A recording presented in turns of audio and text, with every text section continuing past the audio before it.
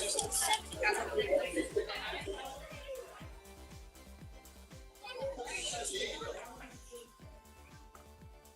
evening, everybody. We're going to start the June 10th, 2025 meeting of the Board of Education. If I can, before I officially start, we have microphones all around the room, and it's difficult when there's talking in one part of the room for the recording at home to hear what's up here at the table. So I know there are a lot of happy and excited people in the room, but just kind of keep that in mind as we go forward. And with that, we have with us tonight Mr. Krasnov, Mrs. Jacobson, Mrs. Flynn, myself, Mr. Peterson, Superintendent Testani, Mrs. Maxincanelli, Mr. Joseph, and Mrs. Guernsey, and Mrs. Rinaldi. And if you'll join us to say the Pledge of Allegiance. Allegiance to the flag of the United States of America and to the republic for which it stands, one nation, under God, indivisible, with liberty and justice for all. Thank you, everyone. And with the board's unanimous consent, I would like to shift up the agenda just a little bit to move our presentations before public comment. Obviously, we have a lot of people here to present and who are very excited, and I'd like to hear from them sooner. If there's no objection, then we'll do that. And we'll begin with the recognition of excellence for the PTA Council Awards. We're going to have PTA Council leadership come up and make your presentations.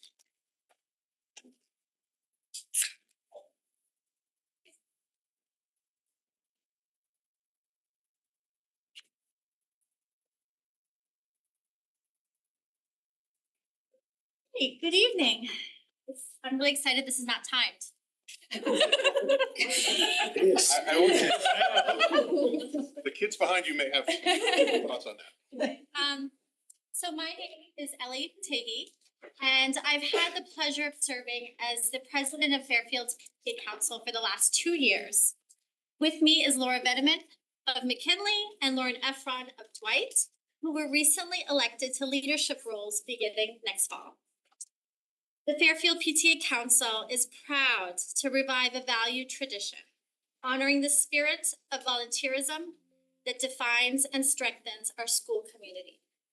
These awards were paused during the pandemic, and it's time that tradition returns. Tonight celebrates the countless parents, teachers, and community members who give their time, energy, and heart to support Fairfield's public schools. While only a few individuals are formally recognized here tonight, they represent the extraordinary commitment shown by so many across our district. Thank you to the Board of Education for making some time in your agenda for us to celebrate our community. It's my honor to be here this evening to present one of our most meaningful recognitions, the Alice B. McGrath Friend of Education Award. May I ask that Ms. Kristen Bruno come join us at the table.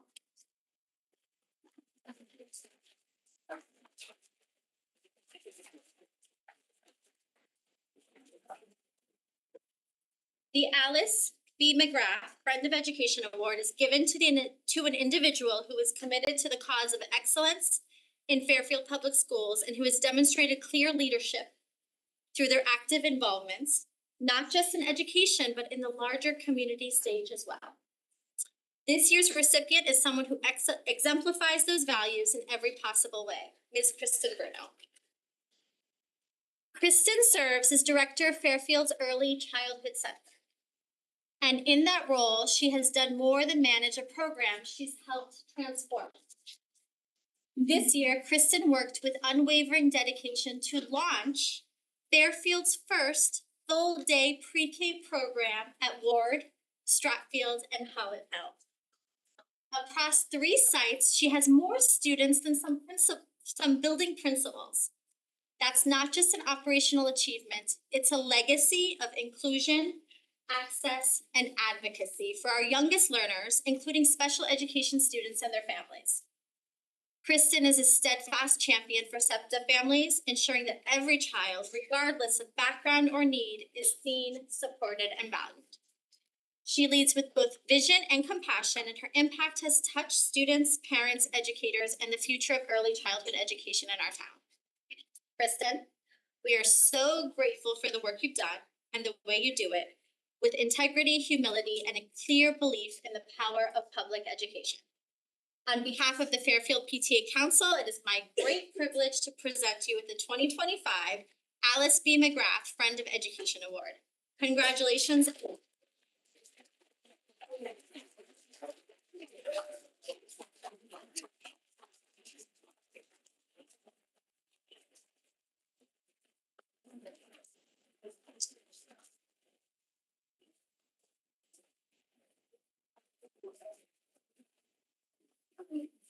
Now, before we move on to the next award, we're gonna ask everyone who receives an award to stay, and then there's any people in the community that wanna come forward for a photo, we would love to get a photo of everyone with it. Thank you. So next, my name is Laura Bennett. I am the McKinley parent and serve as the PTA Council's president for next year. Today, I have the pleasure of presenting the Deanna O'Kiernan Award. May I ask that Ms. Shannon Pascone please come forward?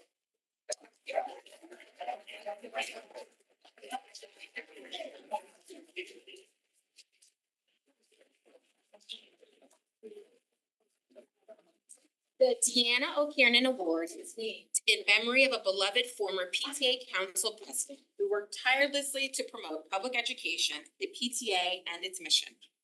This year's recipient is someone who wears a lot of hats and somehow makes it look so easy. Shannon is a first grade teacher at Dwight Elementary School, where she also serves on the PTA board as a teacher liaison. She is a devoted mother and a PTA co-president at Stratfield Elementary, where her own child attends. Her commitment to education isn't just a career, it's her calling. From the first bell in the morning to the last PTA email at night.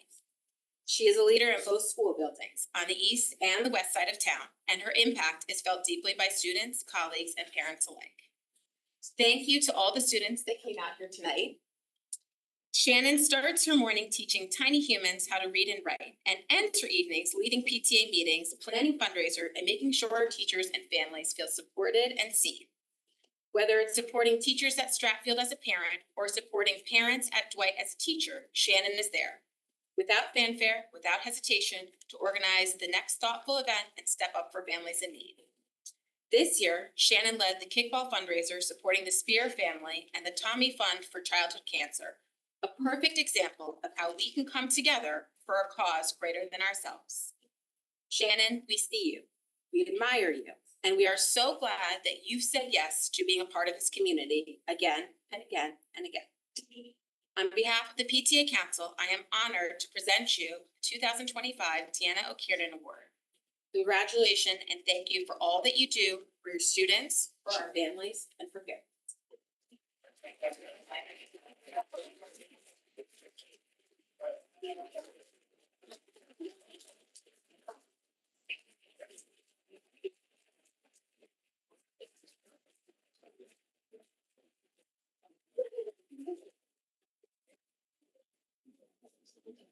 Promise we will save time for a photo op right after. Better get a picture with those kids in the sun. She's got groupies. Dying for pictures. We have one last award. My name is Lauren Efren. I'm a Dwight and RLMS parent. It is my pleasure to present the National PTA Life Achievement Award tonight. This is the highest honor the PTA can bestow on the national level. It is reserved for individuals who have made a profound, lasting impact on public education, families, and communities. Our recipient this year is someone whose name has become nearly synonymous with advocacy, leadership, and integrity here in Fairfield. Jennifer Jacobson.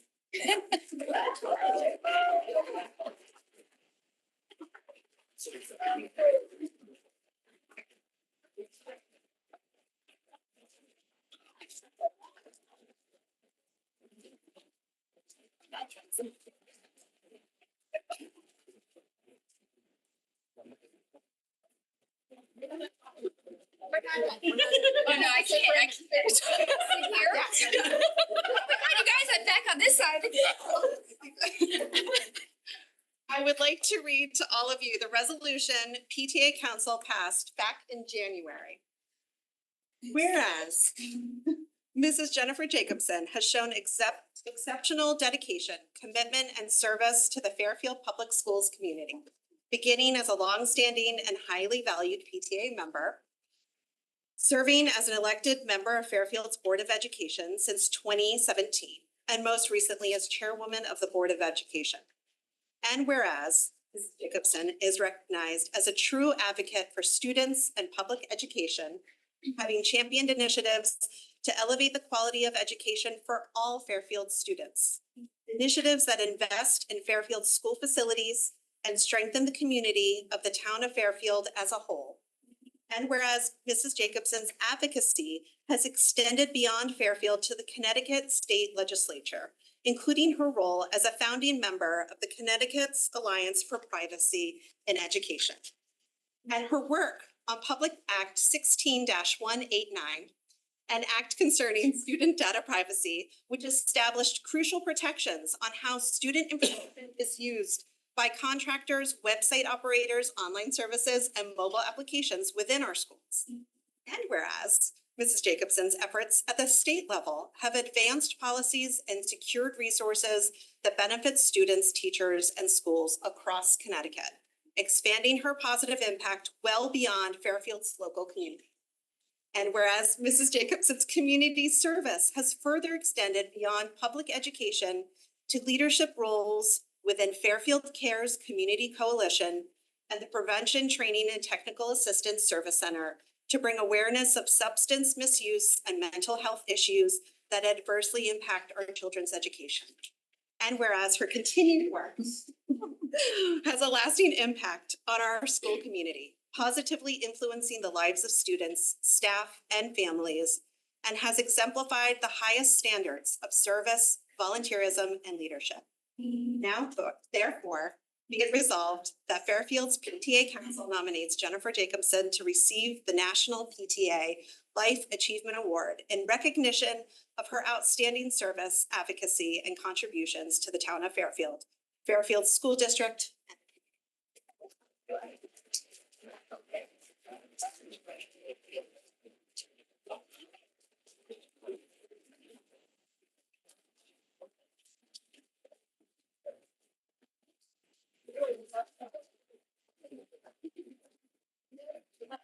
This special award comes with your own signature lapel pin.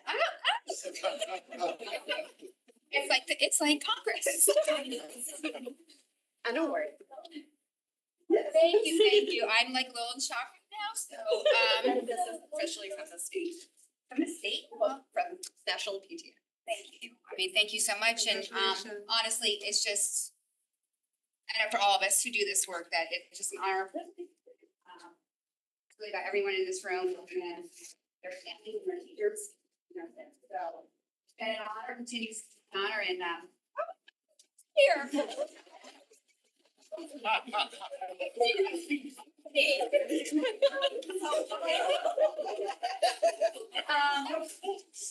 So wow, Well deserved. honestly, just an honor and a privilege, and every day is a joy to fight for our kids and making sure that they have the best that we can provide them for now and for the future. So thank you all very much for being here.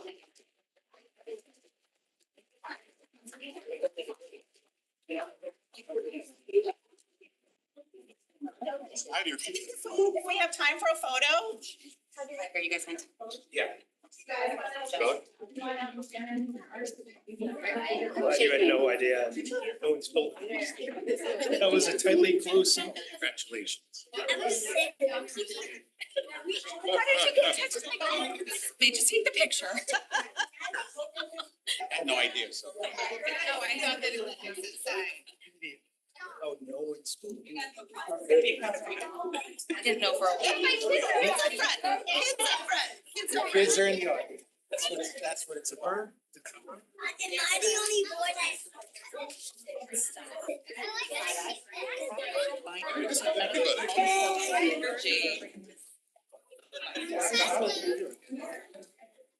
Do you guys want everybody? Doing one at a time or everybody? One at a time, and then we'll do one with everyone?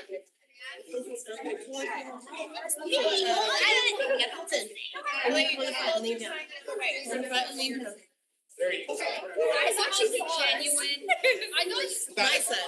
Who's on a team? You go right to the front, make sure. Where's Scott? kneel down in the front. I'm going to join a show possible.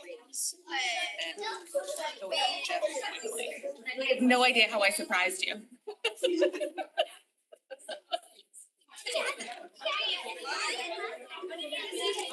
We love you, Miss Pascal. 1, 2. Maybe put it down a little We love you, Miss Pascal.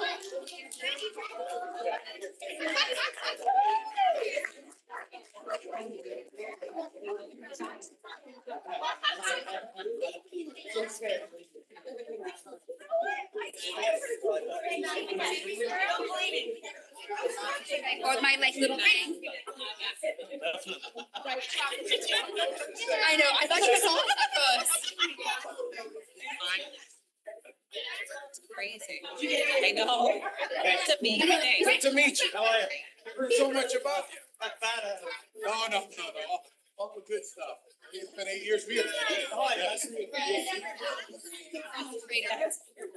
Yeah. I know. I know about his field. I gotta stop.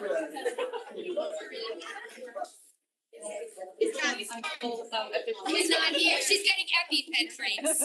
I'll tell Jen too. I will officially vote to extend past 11 for this. I'm hoping that we can. Don't have to. So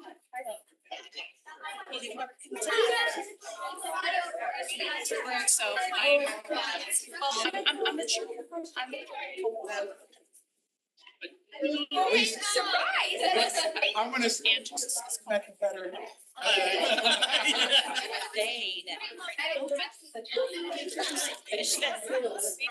It's just like my daughter. No. Yeah, you're like, One is allowed. Yeah, boys are sweet. I think yeah. And then my son. Have a good time at Florida bed. My daughter's like, why are you gone again? How late are you gonna be gone? Like, How about that? Oh, I didn't know. Wait, decide. I missed one. I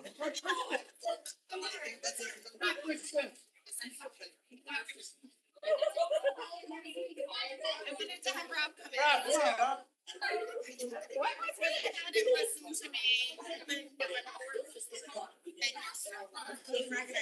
to celebrate.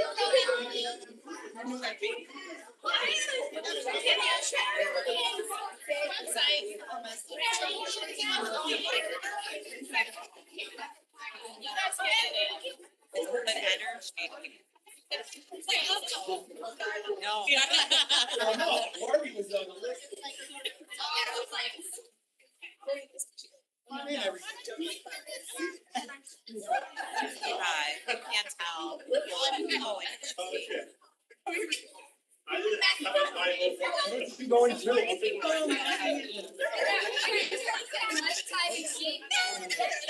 Stay in here. Get all the girls.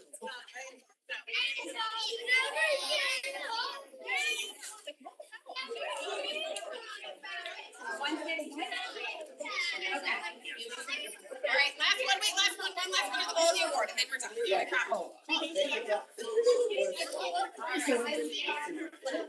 We're here till 11 anyway. We're here till 11 tonight. I'm shooting myself. Otherwise, he's gonna have to come.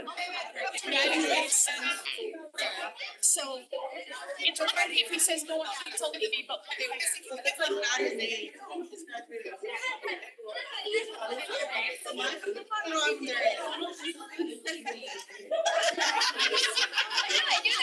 knew these awards were happening.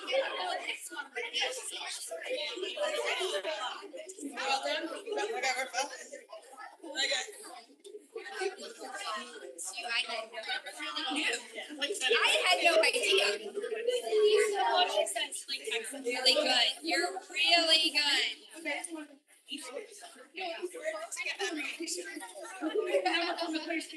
Thank you so much. Always. Okay, so yeah. I didn't realize they were just. I'll take I said I will go past the. No, for this, yeah. Good fun. No, I know, but. No, I understand. No, I'm saying I can see how.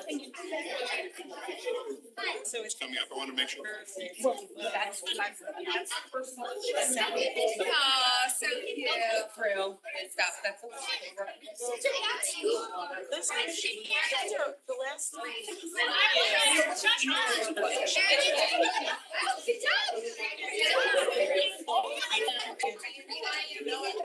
So it just. Last two. Yeah.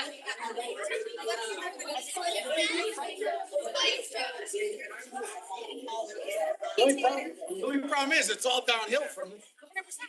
Oh, we can start like that, with a little dopamine.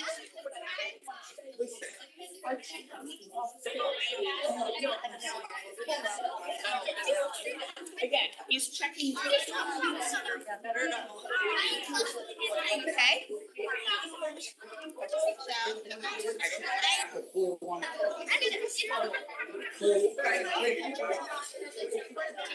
A bunch of policies are getting pulled.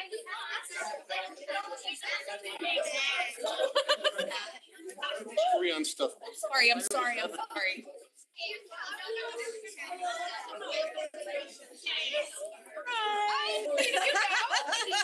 we ever ask is. That's what we ask all the time. It's just that. I guess it's just in. So, wait a minute. So you just. That was like quite the list.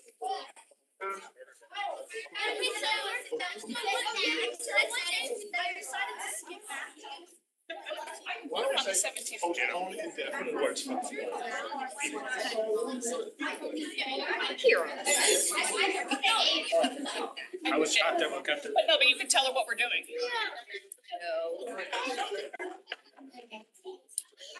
Everybody, Angela's didn't. Less. Oh, yeah, I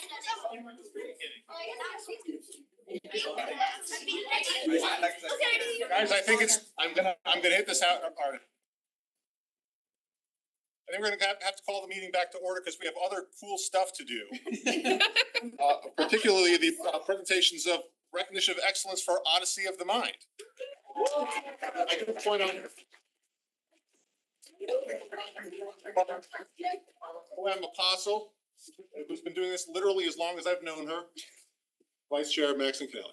Thank you so much. And normally I would say what an incredibly tough act to follow, and it is a tough act to follow, but when you follow it with something as cool as this group of accomplished students, I feel pretty good about this. So I do want to just say thank you to all those who came out tonight. I wish I'd gotten to time this back in May, this recognition of all your work, and then I especially might have gotten some of your costumes, which have probably been destroyed by now, which I understand. But just as a very quick backstory, Odyssey of the Mind used to be very much inhabit the world of our elementary schools, and then it kind of fell by the wayside. And in 2010, it started to make a comeback, and it has just grown since then. We were flying high with 17 teams, and then we got hit by COVID, and so it's been a building process since then. But I still continue to advocate for the program as just being something that absolutely changes our students. So tonight we are recognizing 5 teams. I think one of the teams was not able to come tonight, but I'd still like to say a word about them. Are the Pineapples present? Now, I didn't think they were going to be able to make it, but still, I'd like to be able to tell them to watch on TV. So the first team I'd like to recognize of the 5 of the 8 teams that we sent to the state competition, 5 of them placed and were invited to Worlds in Michigan, which is a pretty tremendous accomplishment. The first of those, as I've just alluded to, the Pineapples from Holland Hill.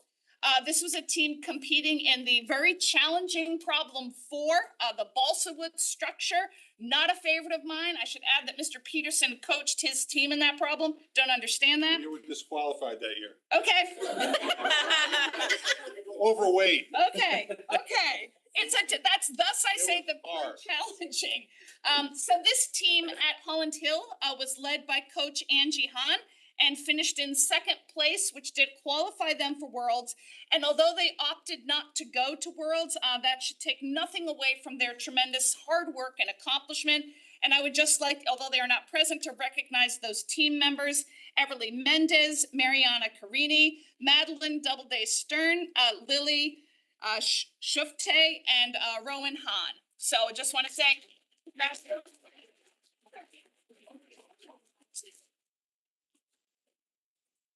trying to read all these names without glasses.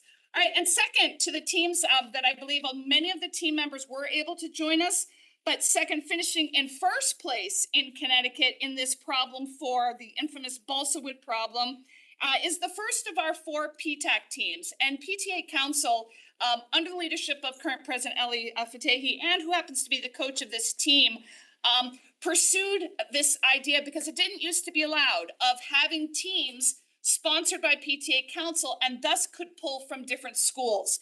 And it has just really broken new ground for what I hope is the growth of the program in Fairfield. So this group, coached by Ellie, was made up of students from Mill Hill, Holland Hill, and Burr. They competed at Worlds, where one of the highlights for them was finishing in 6th place out of over 40 teams in their spontaneous problem. So these team members, and if you could just hold your applause till I finish reading the names, are Aiden Arian, Danny Arian, Julia Aluzzi, Sam Safaverdi, Nora Totino, Esbin Cho, and Arwa Wazi.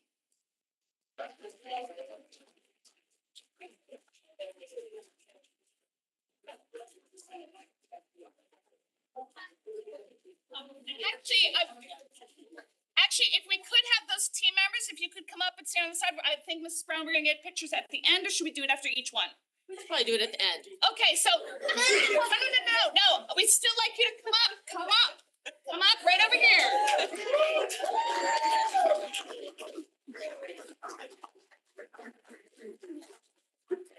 So wait there then while I announce this next team.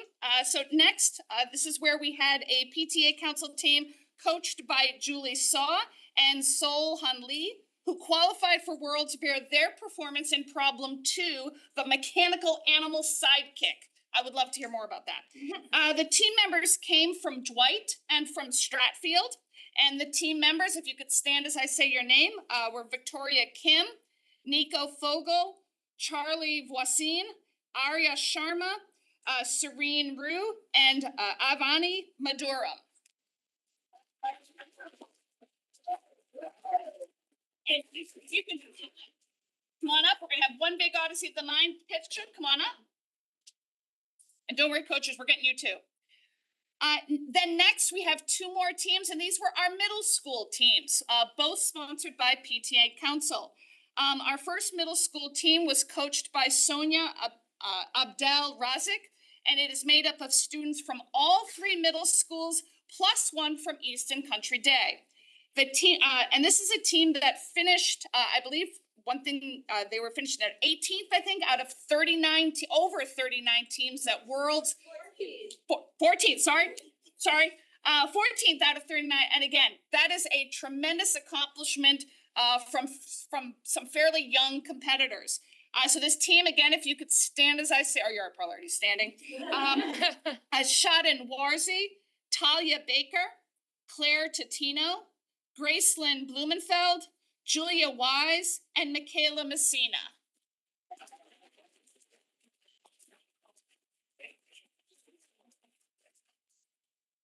Come on up.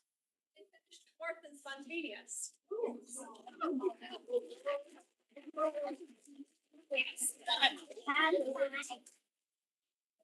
Okay, and then finally, last, there's our final PTA Council team, coached by our veterans, Jennifer Abbott Walker and Carrie Sweeney. I always think veterans deserve a little extra shout out for having stuck with the program and brought their knowledge and insight, which they share so readily with other coaches. This team is made up of competitors from Woods and from Tomlinson. And this team is Luke Abbott Walker, Jessica Sweeney, Shrey Bendari, Victoria Horn, Simona Margarint, Nathan Van Dorp, and Rowan Finneran.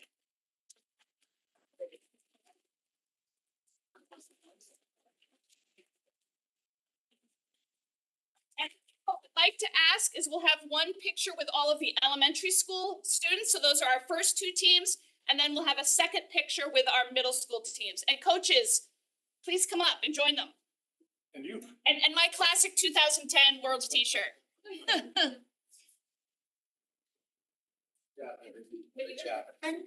Hey, elementary schools, we're gonna need 2 rows here, 2 rows. That teaching, man, we all.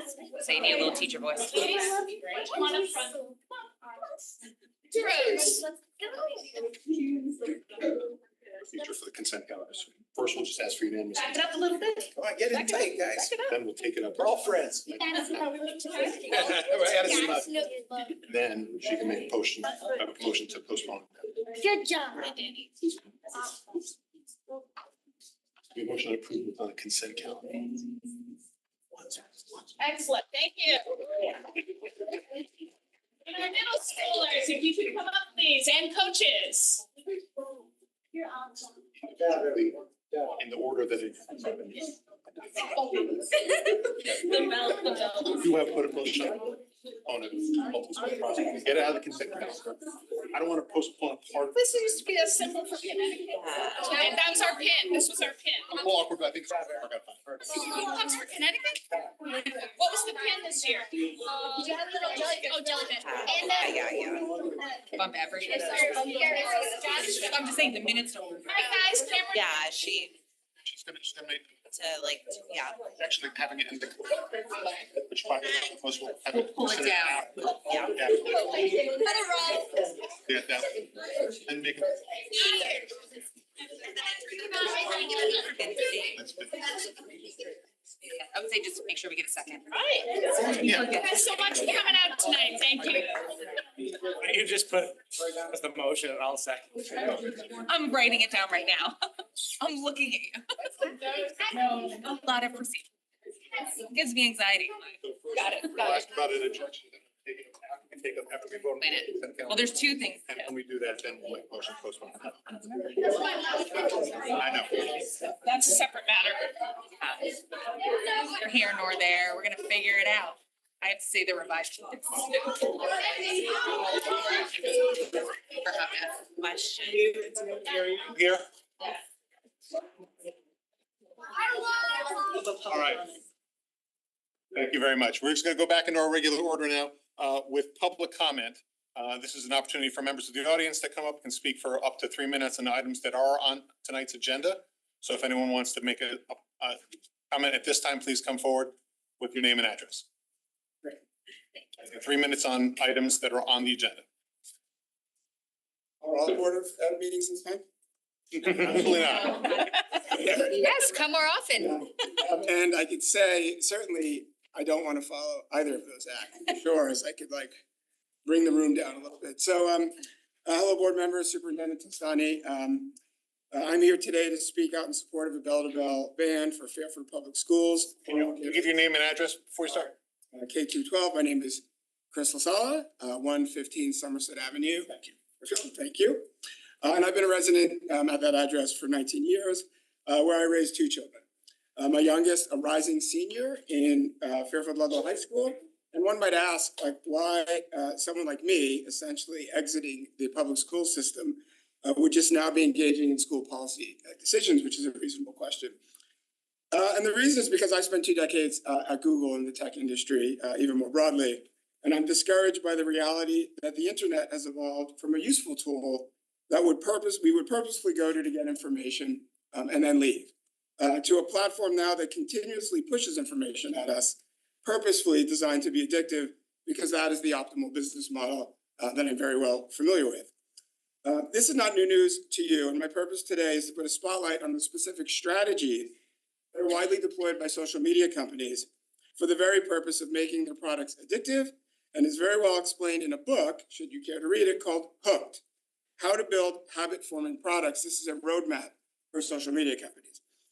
I actually have a few copies of this, not enough for everyone, if you can pass them around. Thank you. So this four-step framework that you might get a glimpse of goes something like this. You trigger a user to take an action that provides a reward and then encourages investment in that platform. So triggers can be external, like the phone notifications that we get daily, or internal, like simply being bored. What do you do when waiting for a train or sitting in the elevator? We all have our go-to apps and because we are hooked. Then you take an action, you read something, you like it, you post something, you wait for a like. That results in a reward, an intrinsic reward, like being validated, liked, acknowledged. A hunt reward, like finding what it is that you were looking for, right? Or a mastery reward, like getting good at something. And these are what provide the chemical dopamine hits that leads to addictive behavior. Then you take more actions to invest in the platform, more content, more followers. This is the model. So social media companies have psychologists on their payroll that know exactly how the human brain works, especially the underdeveloped child brain. And they deploy this framework for the sole purpose of ensuring that your children spend as much time on their products as possible, serving them as much advertising as possible. They are addicted, as we all are. Yet, 78% of the executives at social media companies send their children to private, expensive, phone-free schools. So, and why do social media companies do this? They have three customers, and they care about their customers in this order. First, advertisers. Second, content creators. And last, us and our children. And this will not change because that is their business model.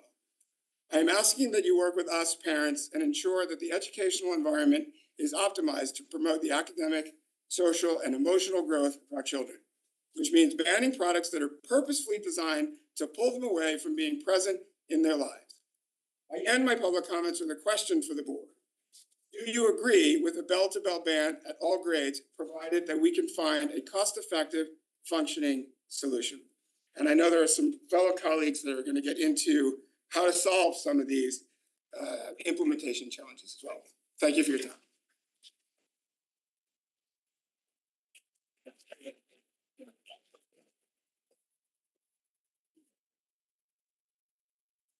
Hi, Lauren Efren, 241 First Street. So I'm here to talk about student coordination. I'm speaking in support of the bell-to-bell personal device policy, specifically around the concern of student coordination. Some members have raised the question, how will students plan rides, activities, and after-school logistics without their phones? The answer is simple, they already can. The proposed policy still allows students to bring phones to school. It simply requires that devices remain off and away from the first bell to the last. That means phones can still be used before and after school to coordinate rides, check in with parents, and manage after-school plans. During the school day, students can use office phones to ask for help with any time-sensitive communication. This is already the expectation in our K-8 schools. It only needs to be enforced. More on that in future public comments. For after-school activities, schedules can be posted online or pushed through Google Calendar, which is accessible on all Chromebooks. Coaches, club advisors, and teachers can communicate directly with students via school-approved platforms, and printed schedules or physical planners can help students stay organized. Please know it is not the use of personal devices for scheduling or reminders that is fueling the need for this policy. It is the addictive apps, social media, and constant notifications that come bundled with the same device. But since we can't separate the helpful from the harmful, we have to adapt, while still allowing time and space for coordination before and after school. And yes, this will be an adjustment, not just for students, but for us as parents. Parents whose kids have cell phones and are used to quick text about forgotten lunches or pickup changes, but when instant communication isn't an option, we will all become more discerning of what warrants our efforts. We prioritize, prepare, and let small problems resolve without urgency. In fact, this very shift might even reduce call volume to school offices. A more detailed breakdown of these logistics is included in the policy toolkit we provided for your review. Thank you for your time and for considering these solutions as a path forward. Thank you very much.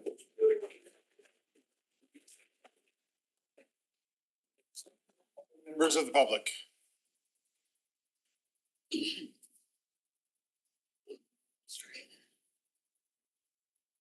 evening. My name is Deirdre Walsh. I have a rising 11th grader at Ludlow High School and a rising 7th grader at RLMS. So I'd like to speak today both as a parent and a supporter of an away for the day personal device policy. I'll focus specifically on discipline, not anyone's favorite topic, right? I understand the board concern that enforcing this policy could become overly punitive or burdensome, but it doesn't have to be. In fact, it shouldn't be. Schools like RLMS have progressive discipline for things like dress code, first, second, third violations, and it's very much a part of the culture. Clear expectations, opportunities to self-correct, and reflection built in. So we're proposing a similar structure. First violation, a verbal reminder and a chance to self-correct. Second violation, phones brought to the house deed. A parent's notified, the student picks it up at the end of the day, signing a recommitment to the phone-free pledge. Third violation, the phone goes to the dean again. This time, a parent picks it up and the student participates in a reflection exercise or a conversation with the counselor. Further violations, up for discussion, but detention consequences, loss of privileges, etc. It's not about catching kids doing something wrong. It's about supporting them while holding a clear and consistent boundary that supports school values. As Max Stossel, a digital wellness expert who has spoken to over 100,000 students, reminds us, we don't need perfection, we need a culture shift. And that culture shift starts by normalizing time away from smartphones, especially from social media and constant notifications during the school day, so that they can stay focused on what we're all here for, their schooling. We don't expect a total compliance overnight, but we do know that you have a huge body, of parents that will support the transition. You'll find a more detailed proposal in the packet in front of you. Thank you for listening. Thank you very much.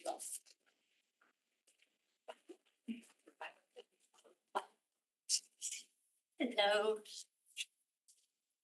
Hi guys, my name is Deb Poole. I have a son at Roger Ludlow, rising 8th grader, and a rising 10th grader at Fairfield Ludlow. I did email you the document that we keep referring, but I'm going to pass it around so you have a hard copy and another addendum that I will refer to as well. Just give your address for the record. 61 Blake Drive. All right. So I'm going to be here talking about the implementation of this without the use of a Yonder pouch. I know that that has been a concern, the financial burden of purchasing Yonder pouches or something similar. But here's the good news. We believe that a phone-free school day doesn't have to be costly. In fact, many schools found more effective and more empowering solutions. At Sutter Middle School in Folsom, California, they actually started with Yonder and then ultimately moved to a simpler policy, taking away Yonder, and found that if you just power them off and put away, over time, they saw students improved engagement and fewer complications for staff. Rather than viewing the absence of pouches as a dead end, I'd like to consider this as an opportunity to double down on school culture. Let's give the students the task and the practice of owning the expectations around phone use during the day. We know that limits alone rarely engage with change. Buy-in does, as buy-in begins when students are invited to help shape the culture that they are asked to uphold. When we invite them to be a part of the solution, we're fostering trust, not control. We say, this is your school. You get to help build this place and make it feel like home for everyone. It's not about compliance, it's about integrity. Behaviors change when students understand why it matters. And when expectations aren't met, we will scaffold the learning curve with progressive accountability, as discussed earlier, just like we do in any other area of student development. So to give you a quick sense of what this culture building approach could look like, I'll highlight a few strategies. We could have peer-to-peer mentorship, student pledge campaigns, positive reinforcement for student buy-in, staff modeling and leadership, and family education sessions and access to various resources. A full breakdown of the ideas are included in the policy toolkit. And we hope that this is just a showing of how much we want to really help support this. And I've just passed it around. If you guys decide that Yonder Pouch is the right way to go, we actually have a lot of information from the Darien School District parents that put together a really fantastic frequently asked questions document that answers a lot of the logistical questions. Thank you very much for your time.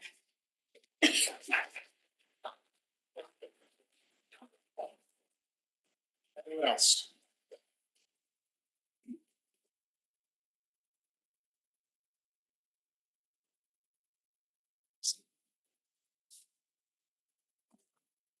Good evening. My name is Greg Bosch. I live at 470 Jackman. Dr. James Gessler is the Executive Director of Mental Health and Higher Education, and he has spoken at various PTAC events. He wrote the letter that I'm about to read, if that's okay with the chairman of the board. Dr. Gessler writes, to the Board of Education, the decision to implement phone-free high schools is not merely beneficial, it's essential. In my experience working closely with student mental health in higher education, it has become increasingly clear that many of the challenges college students face today did not emerge overnight, nor during the brief transition between high school and college. These issues have been developing over years. Among the most pressing concerns flooding college counseling centers nationwide are persistent feelings of loneliness, difficulty forming meaningful friendships, and a troubling level of dependence. We are now seeing 18 and 19-year-olds who struggle to build basic social connections. Would we, 20 years ago, have considered this a common or expected developmental issue for this age group? It is difficult to believe that any professional would confidently say yes.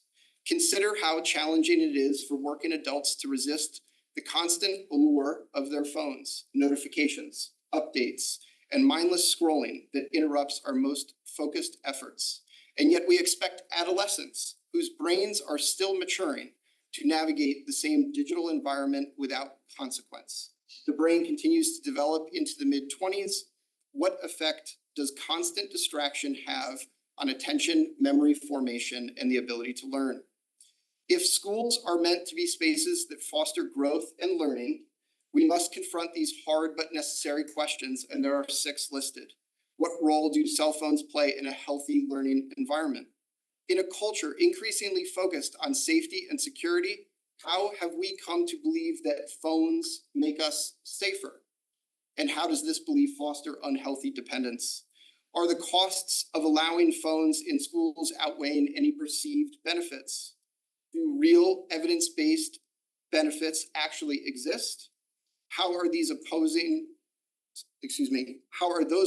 this decision shaping or even hindering our ability to lead with courage and foresight? And finally, what decision would we make if we were not afraid of disappointing others? This is a moment that calls for clarity and resolve. A phone-free policy is not a step backwards. It is a bold step towards restoring our schools as environments where attention, connection, and well-being are prioritized. Signed, Dr. James Gessler. And if I may, congratulations to all those that won an award this evening, as well as our Odyssey of the Mind students that sit behind us. Thank you very much. It's a great day in Fairfield.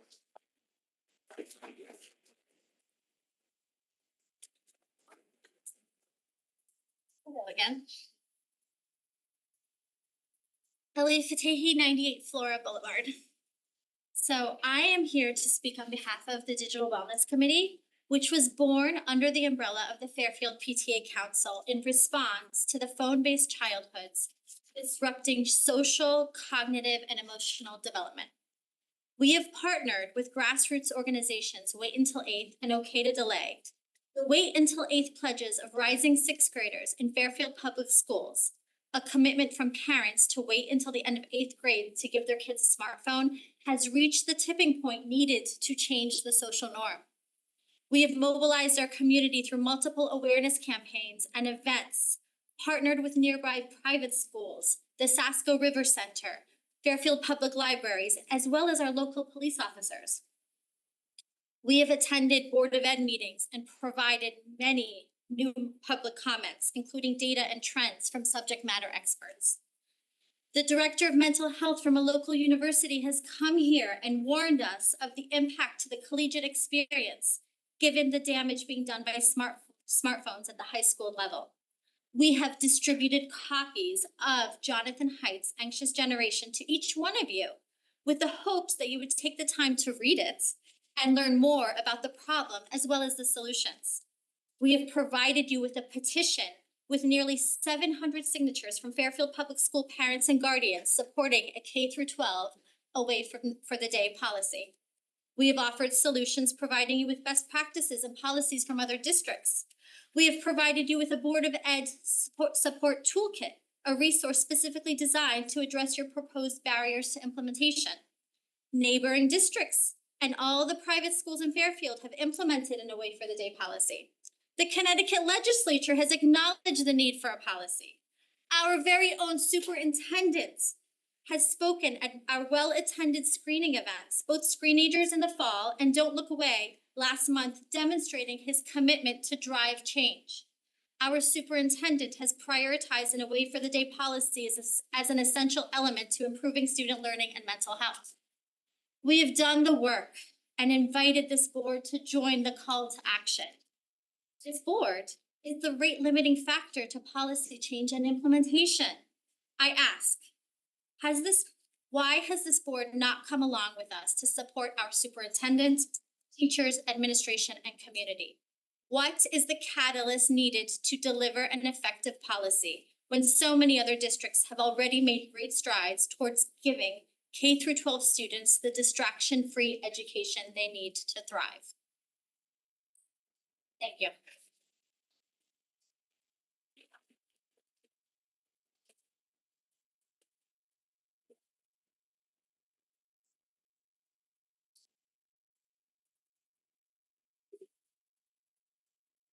Any other members of the public that wish to speak? All right, seeing none, we'll move on to our other business. Or less applause-worthy, but still important. Item 5, consent calendar. We have several items in this. Does anyone have any objection to the listing of the items in that they would like to pull out and consider individually? Ms. Jacobson? I would like to ask to remove policy 3440 inventories from the consent calendar. All right, so just to be clear, if the bylaws say that we'll remove from the consent calendar, we'll consider it individually afterward. It will not be part of this vote. Are there any other policies? I was seconding it. Am I seconding it? Was that a motion? I'm just asking for unanimous consent. If there, yeah, the bylaws say objection by any member of the board is sufficient to move something out. We're seeing no other. Oh, I do. Oh, please. I have questions on all of them. Well, we can ask questions in them. I'm just, whether you want to pull it out for an individual vote. Oh, okay. This item, once put on the table, you can discuss any of the items that are in the consent calendar. But ultimately, they'll be approved or denied by one vote. Okay, all right, then that's fine. All right. So with that, I'll ask for a motion to approve the items listed in tonight in the agenda's consent calendar, accepting B1 policy 3440 inventories. That motion, Mrs. Can I have a second by Mr. Asen? Yes. Oh, just a quick aside, everyone, the minutes, I got a few small grammatical edits from a board member. They were incorporated and what? Skipped over the minutes. They're in the consent calendar. They're in the consent calendar. That's what I'm talking about. I see. That's what I'm talking about. So they were revised, they were reposted, and they're in front of you right now. So if anyone would like to hear what the grammatical errors, I'm happy to share, but I'm gonna move right along. They were very minor, I think non-substantive. Are questions on the items in the consent calendar? Mrs. Jacobson. I just have a few on some of the policies. On the stolen and damaged personal property, had language in there, where the district doesn't assume liability unless it's a staff member who brings something in and something happens in it, I may assume liability, and I was just wondering if the superintendent could clarify what would be a filter of that being a may, or maybe the policy committee members where it wouldn't be a shall, like in what instance in that policy is it a may?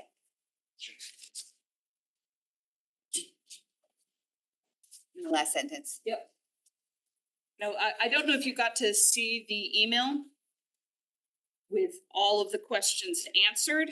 So now I want to stay with, the staff answer on that, so I apologize. right, I Our didn't interim see that. CFO sent a detailed list of answers to your question, sometime this afternoon. I can pull up her answer for you, or What I'm I'm trying sure to if do. Mrs. Devaney wants to come up and speak, but Slowly. Same order. I didn't see any email.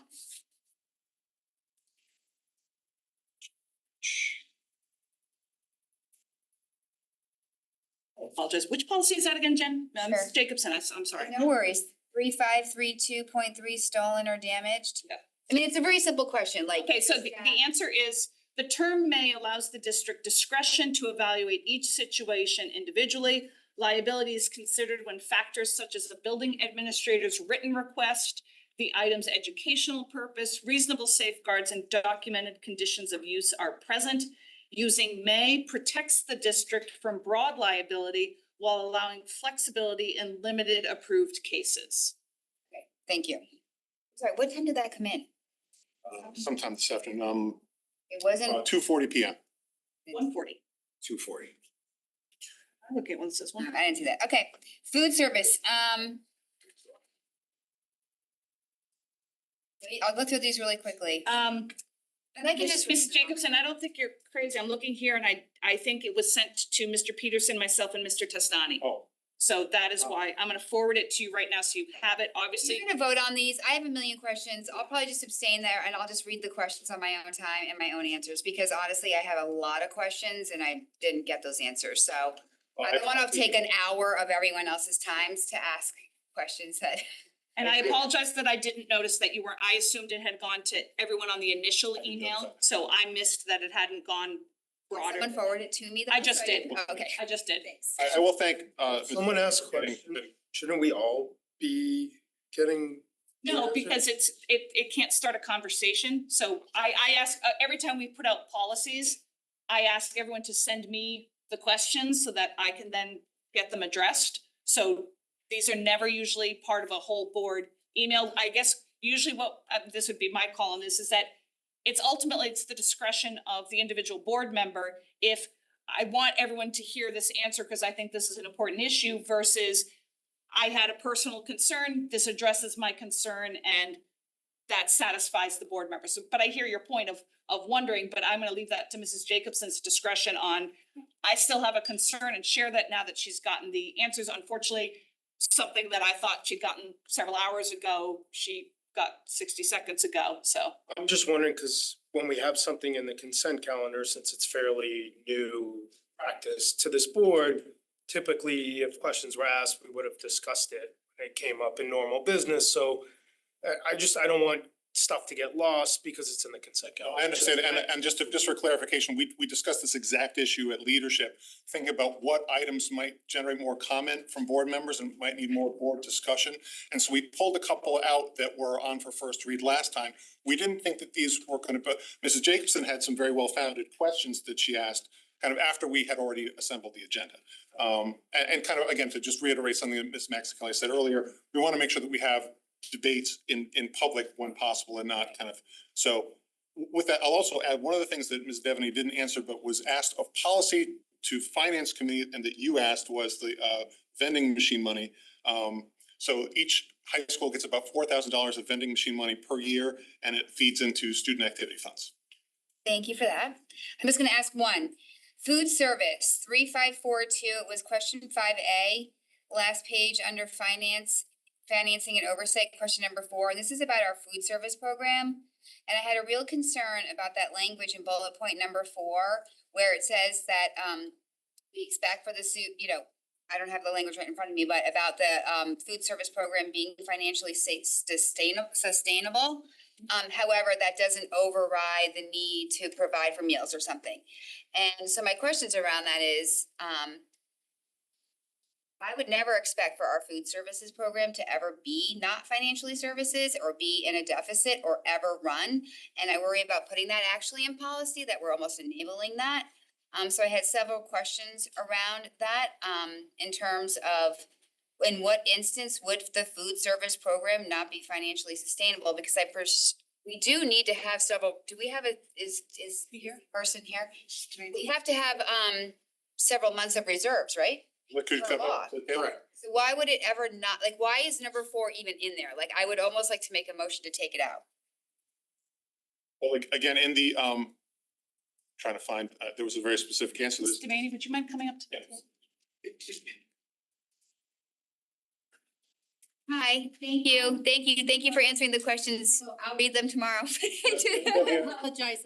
Remember, I'm Chair of Policy Chair. I'm looking in this, and I know it's in there somewhere because I read this earlier. You said that one of the reasons about the liability issue or about the financial stability issue was that our obligation is to provide meals. That's our foundational obligation. And that's already in the policy. I mean, we have the policies. I'm saying we don't need number 4. Because we expect it to be sustainable.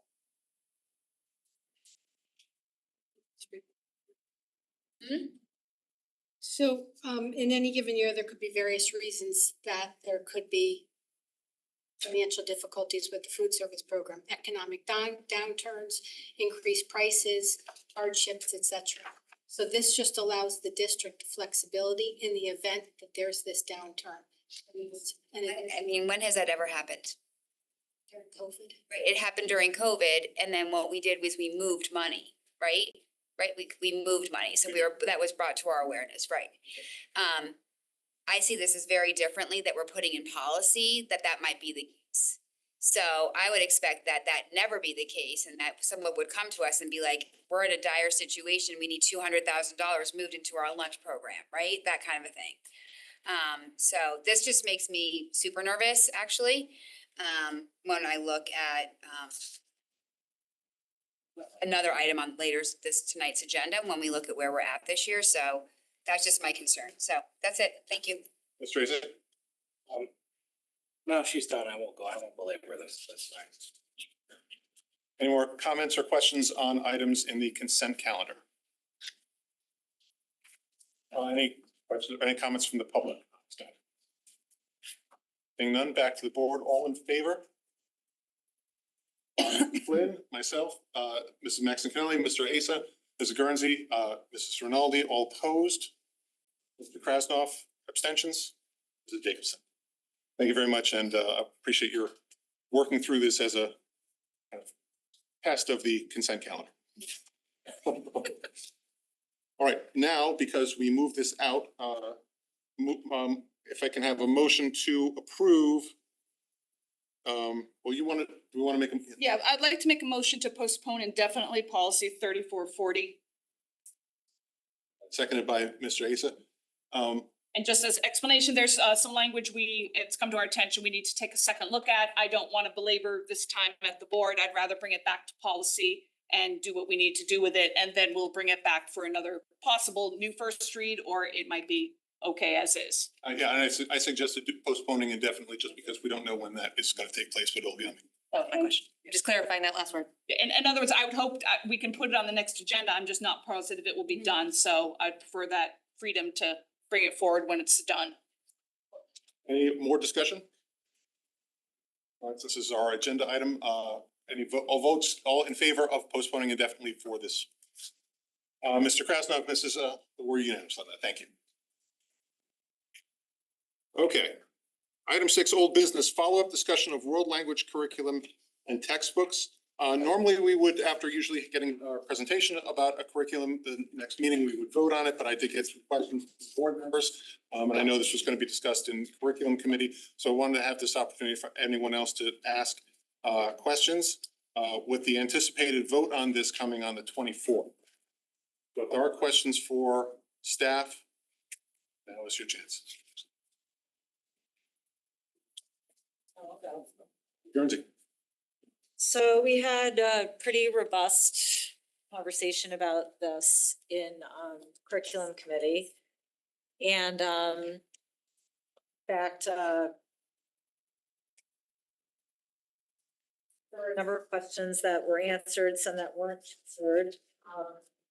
A lot of it stemmed from concerns around the changes to the weights and courses and the grading structure. So just to clarify, when this curriculum came to the curriculum committee originally, and when it came to the board over the past year plus, it was not communicated that there would be courses that would only be offered at the college prep level. So that was a huge surprise. I think that, speaking as board member itself, speaking from that decisions we had in curriculum, I think that the decisions that were made in a way that was harried and didn't follow our expected procedures. So, for example, in the past, when we've talked about changes to grading and weighting, there's been like a full analysis around that. We know that when we mess with grading and weighting, we hurt children. So I'm not interested in hurting our students. I don't want to see anything that lowers their GPAs. So this is of really grave concern to me.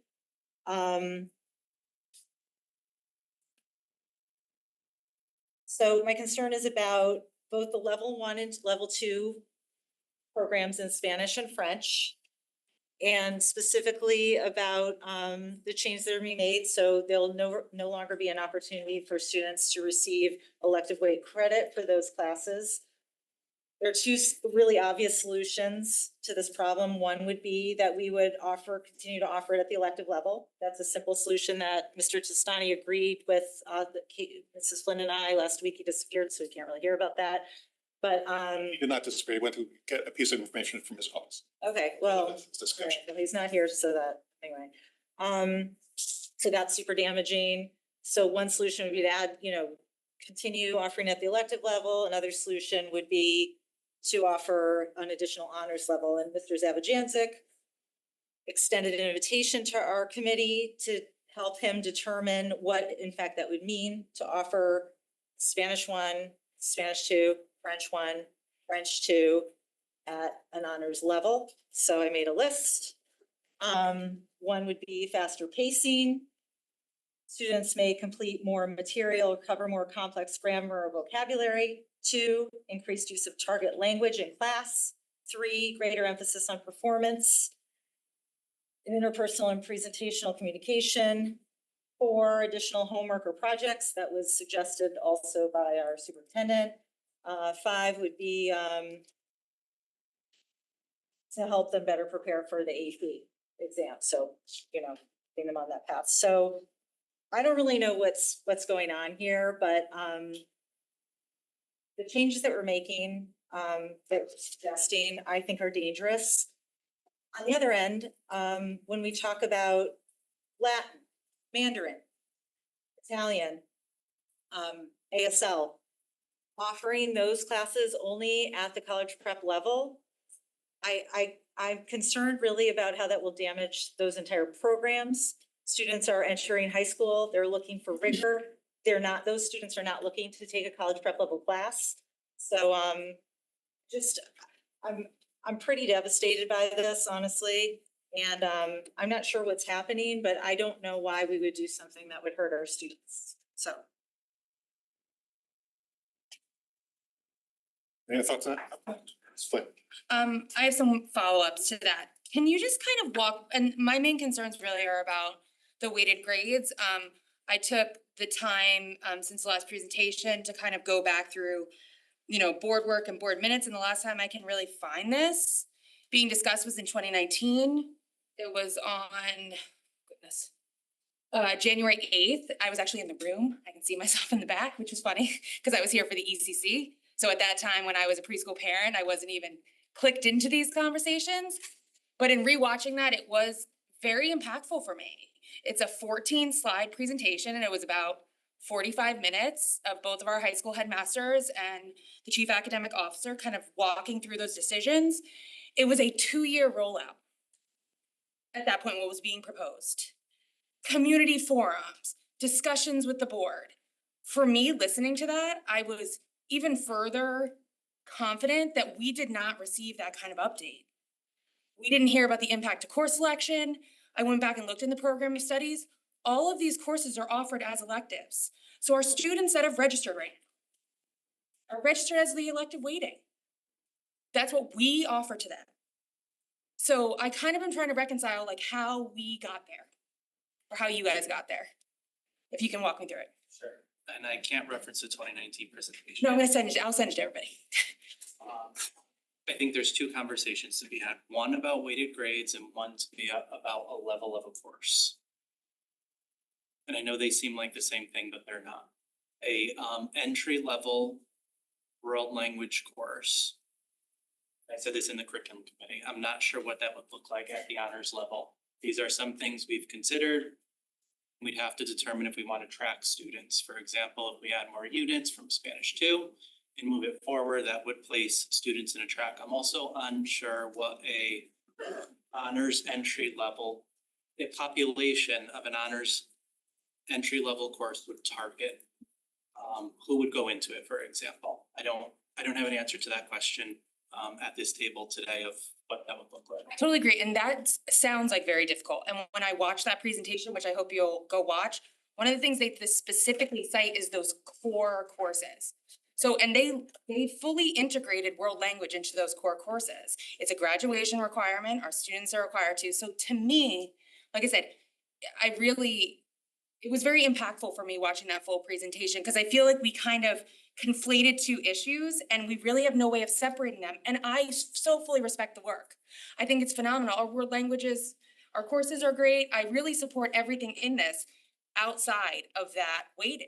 And to me, we have past, actually present headmasters discuss it, that they just kept it at the elective weighting because they wanted to give that weight to our core. This isn't, and there was lots of discussions about how that process would work about determining honors courses. And it sounded like a 2 to 3 year process.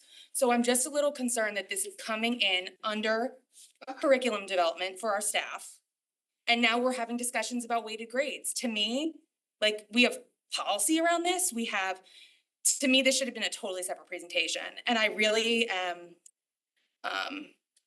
quite, like I said, I really support the work of our staff. I really support the work of the world language program.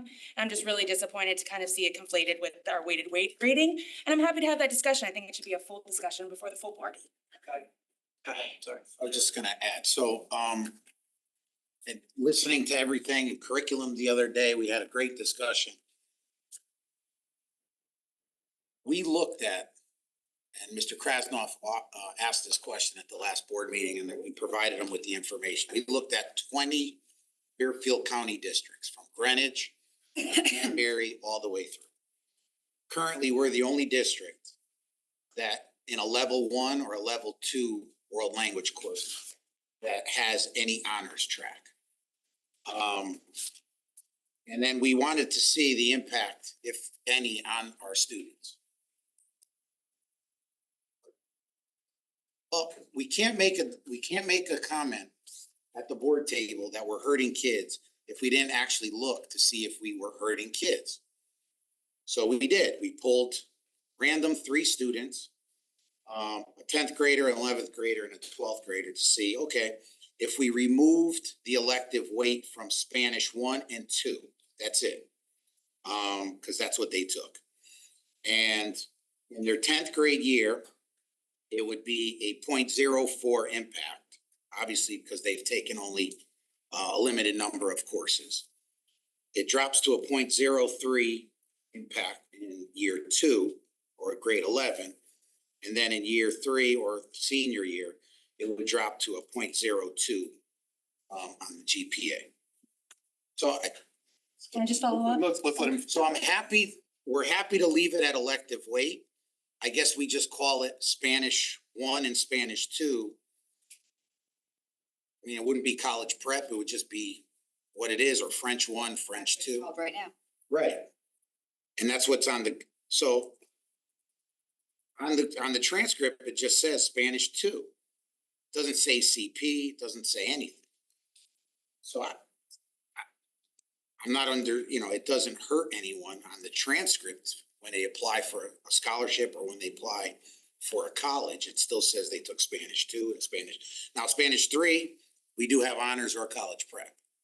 And I think that's valid because after 2 years, the teacher would be able to say, this child's ready for honors, this child's ready for, needs to stay in college prep. There'd be data around it. You have the floor. I had 4. I very much appreciate that and looking at what would happen to students. While I appreciate that micro, like I said, I got a chance to look at a full presentation where they laid it all out. And to me, we have policy around weighted grading that requires that to come before the board. That has been the process in the past.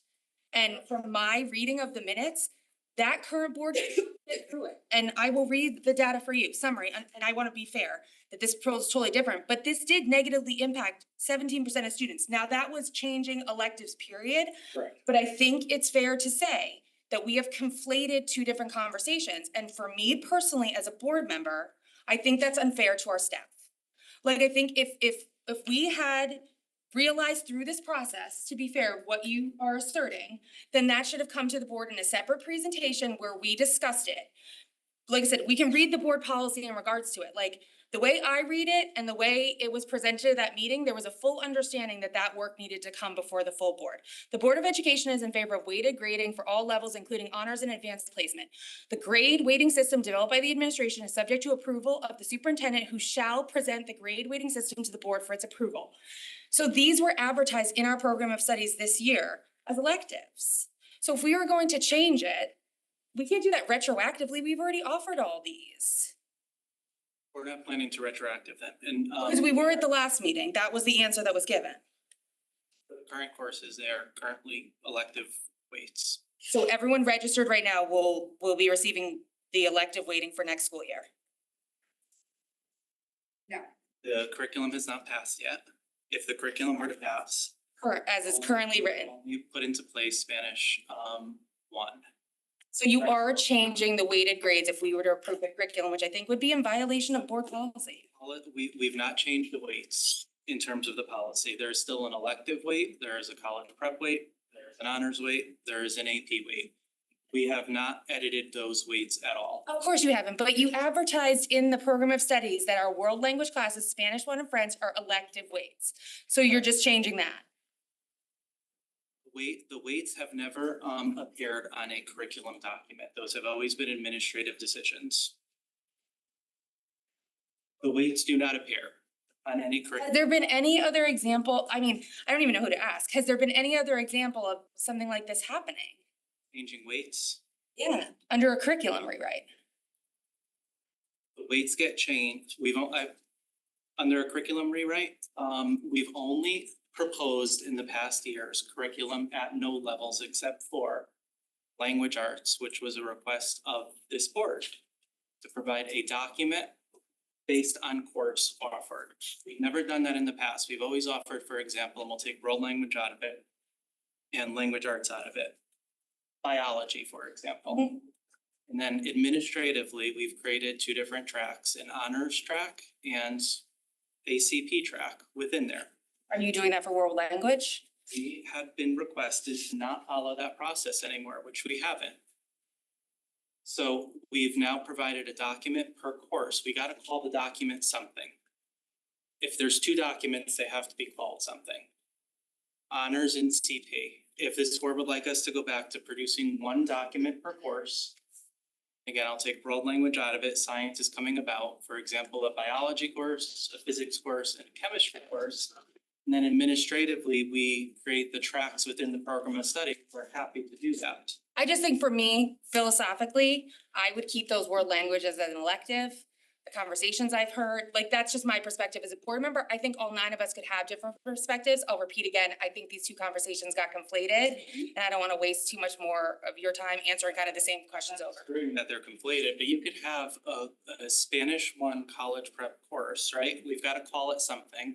And I guess we could just call it Spanish 1 if that were the case. The weight comes afterwards. It could be weighted as elective or college prep, as I mentioned 2 weeks ago in the course. There is no box on that curriculum document, and if that's the request of the board, put one on there to say, what weight does this follow from the program of studies? That's something we could add into future documents. That currently does not exist in our curriculum documents. There are times weights of courses change after a curriculum is passed. If I can follow up very quickly on something we talked about in leadership. Yep. Cause I asked when we were having this discussion about whether to put this on the agenda, I asked Mr. Testani if we pass this with the weighting changes that have been proposed, would we be able to entertain requests from students to change their, or might be impacted and might have that GPA decision to make? Sure, I don't think curriculum is not passing with weights. I think James's point again, if we want to just call it Spanish 1, no CP, no anything, it would automatically then take on an elective weight. Can I just follow up? Correct. Yeah, I just have. However, Can I just follow up? Because the last sentence of the policy said, students and parents shall be advised of this policy and the specifics of the grade weighting system annually at the time of course selection via the program of studies and student parent handbooks. Was that done for these courses? Courses have not passed. I cannot change the program of studies until the courses have passed. So yes, we have notified parents of the weight of courses that are currently in the program of studies. And in handbook. I'm done. Course, regardless of if it's called Spanish 1 or Spanish 1 CP, is a college prep course. It's not an honors level course. What about Mandarin? Entry level course would be a college prep course. So the students that have registered for Mandarin as an elective weighted course will now have a college prep level course. I'm saying, to your point, we're conflating the two issues. It will always be a college prep course, whether or not it gets elective weighting it's not gonna make it. But when they registered for the class, they made their schedule with the assumption that that would be the weight, correct? Yes, because the other class does not exist. So, but I'm just saying, I think it's really disingenuous to give our students and our families something to do, because we're delayed on time and we're late on this, that we're going to force this change by them. I would almost rather support don't apply it till the next year. Like, I really have a problem with giving our students and our families one thing and then swapping it out. That's just me. That's one board member. so I'm gonna propose then we take this college prep language off the courses. Let's call it Spanish 1, Spanish 2, French 1, French 2, what have you. And the weighting is irrelevant here. Ms. Jacobson. Okay, so, okay. Dr. Zavagent, I'm sorry. We had this in front of us 6 times over the last 13 months. But it was not until the first read that this came to light, and only because board members questioned what that would mean. So through all of the 6 meetings, presentations, the backup material you sent us, the board input form, all of the documents that we have had across those 6 minutes, at no point did you say that this was going to be a change or highlighted. So why did this wait until after all of that time, even through having a new committee, until a first read? Following since past agreements. Document exists to connect back to an actual course. Otherwise, we would have just proposed Spanish 1 through Spanish 6. We would have given you 6 documents and we would have made those decisions administratively. That has not been the request of this board when we bring curriculum forward. Okay, I'm talking about, why didn't you tell us when we had all of the review status and all of those discussions that you were in this direction? Those have always, the entry level courses have always been college prep courses weighted as electives. Correct. And if the board were to pass this, I'm gonna circle Ben. Our students were given their program of studies in January. They made their choices.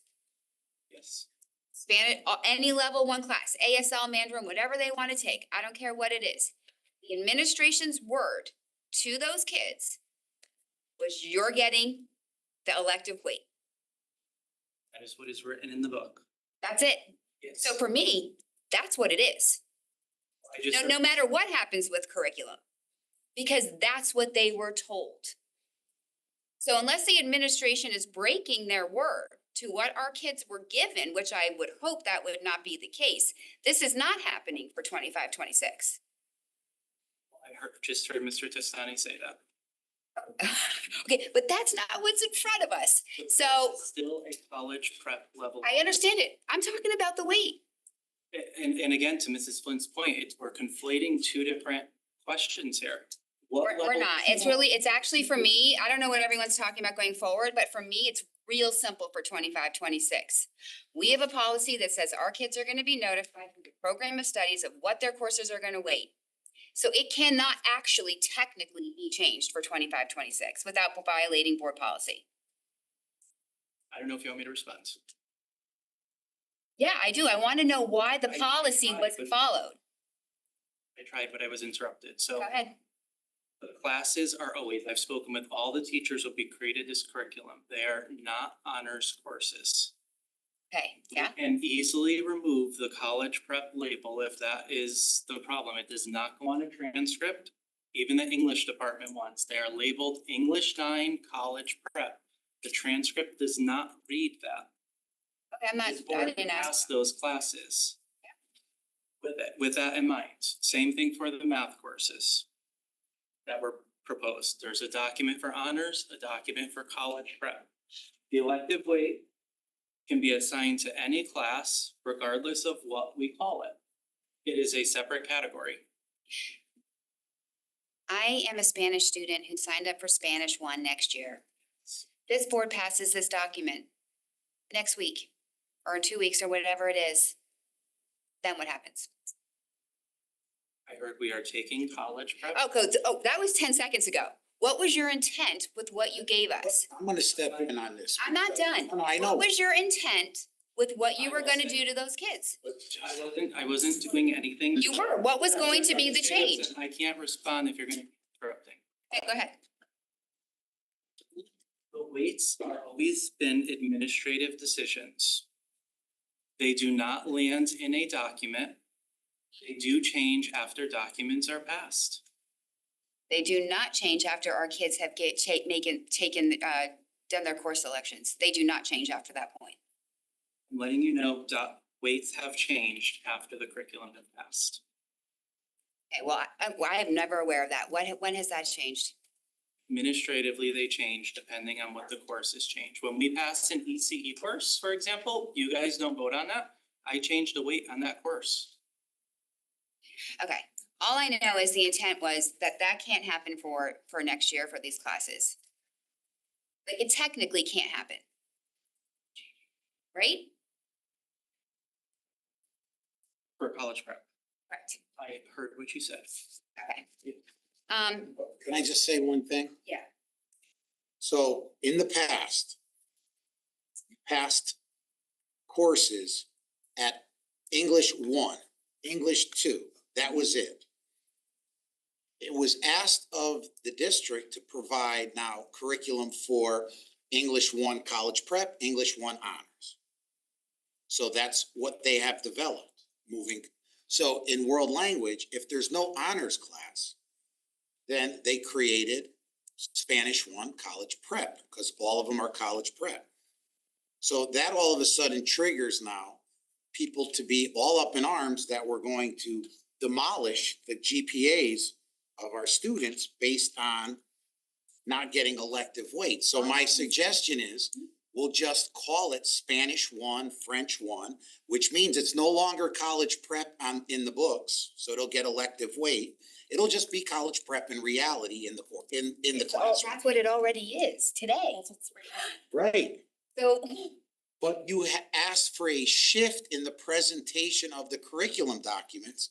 And in this case, this is where it comes to light, where you can't create a college prep and an honors so that there's 2 tracks. There's only 1 course. Sure, I agree with that, but my main point is And that we're not looking to demolish the other 364 courses, 51% of the courses. Let's even pull it back. 14% of the courses in the program of studies are honors courses, 14%. Okay. 51% have the same weight as honors, but do not have an honors curriculum. So if that's where we're gonna stay, I'm happy to do that. I'm not looking to change that, nor is anyone else here. what I am saying is that there is a clearly delineated process for you to do so. don't wanna do. Administration has been empowered by this board to bring to you something for your approval and then bring that to the board. That is the process. And that's not what they brought forth. All they brought forth was new curriculum. And they labeled the course what it really is. We'll take the CP off and we can pass it and move forward. Okay, That's so what we're looking to do. I guess what I'm gonna say is this. For 25-26, you're implementing the first year. For 25-26, it's too late to change anyway. That can't happen. Right? So even no matter what this board passes, whether it's CP or they take it out or they leave it in or whatever, what our kids were told in January is what they're getting. Yes? Yes. No matter what happens at this table, Correct. correct? Yes. Thank you. Mr. Krasnoff. I just wanted to make a few comments about some of the stuff that we reviewed in the curriculum committee.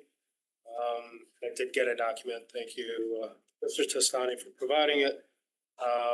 There were a few districts that did start in the second year, but I believe they had a different setup in terms of how they did middle school, whatnot. I understand that it's an entry level course. It's impossible to not argue that a one level course isn't an entry level course.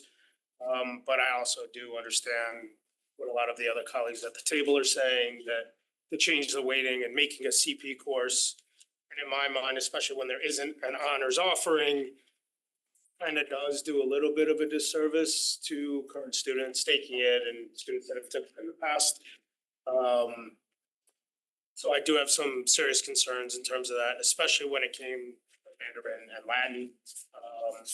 I feel a lot of students that would think that it would be in terms of an elective, and to not give it the elective weight that those kids would be taking it for, me is doing them a disservice. So I would hope we would come to some kind of agreement, like maybe Mr. Testani said, that we leave it as Spanish 1, French 1, Latin 1, etc. We make it elective weight. We do have the honors track. Everybody's happy. I'm not. I would not be happy. And for the sake, we are lying. I just want to be very clear. We're lying. This is a graduation credit. This is a graduation requirement. It is not elective. They cannot elect to take it. It's a requirement. And we have just been told explicitly by staff that it is at the college prep level. It is a college prep course, that we are lying. We are misrepresenting by calling it an elective when in fact it is not an elective, because they can't elect to not take it. There are some students who don't, for very different learning needs. It is a core course. It is a graduation requirement. There is nothing elective about it. It is not at an honors level, and we are lying in order to pick up potentially, let me remind us, 0.02 of a point, and that's how we are hurting our children. That is a lie. Now, whether we want to have the discussion about what happened in January, we're also, just to be very clear, this specific issue doesn't belong in policy because there is no change in policy. There is no change to the grade weight policy. We have an AP column, honors column, college prep column, elective column. None of that has changed. All we've done is been honest about what the course's content, rigor, and expectations are. And this board, in order to pick up 0.02 of a point, is saying, let's continue the lie. That is what we are saying, and I find that reprehensible for this board to be doing. Now, if we want to make the argument about January, I was intrigued by Mr. Peterson's questions to Mr. Testani about anyone who signed up for a course under a certain expectation should be given an opportunity to switch. I would be interested in that possibility. If someone really made their decision on that basis, that they're looking ahead to that 0.02 of a point, okay, I think that's a fair point.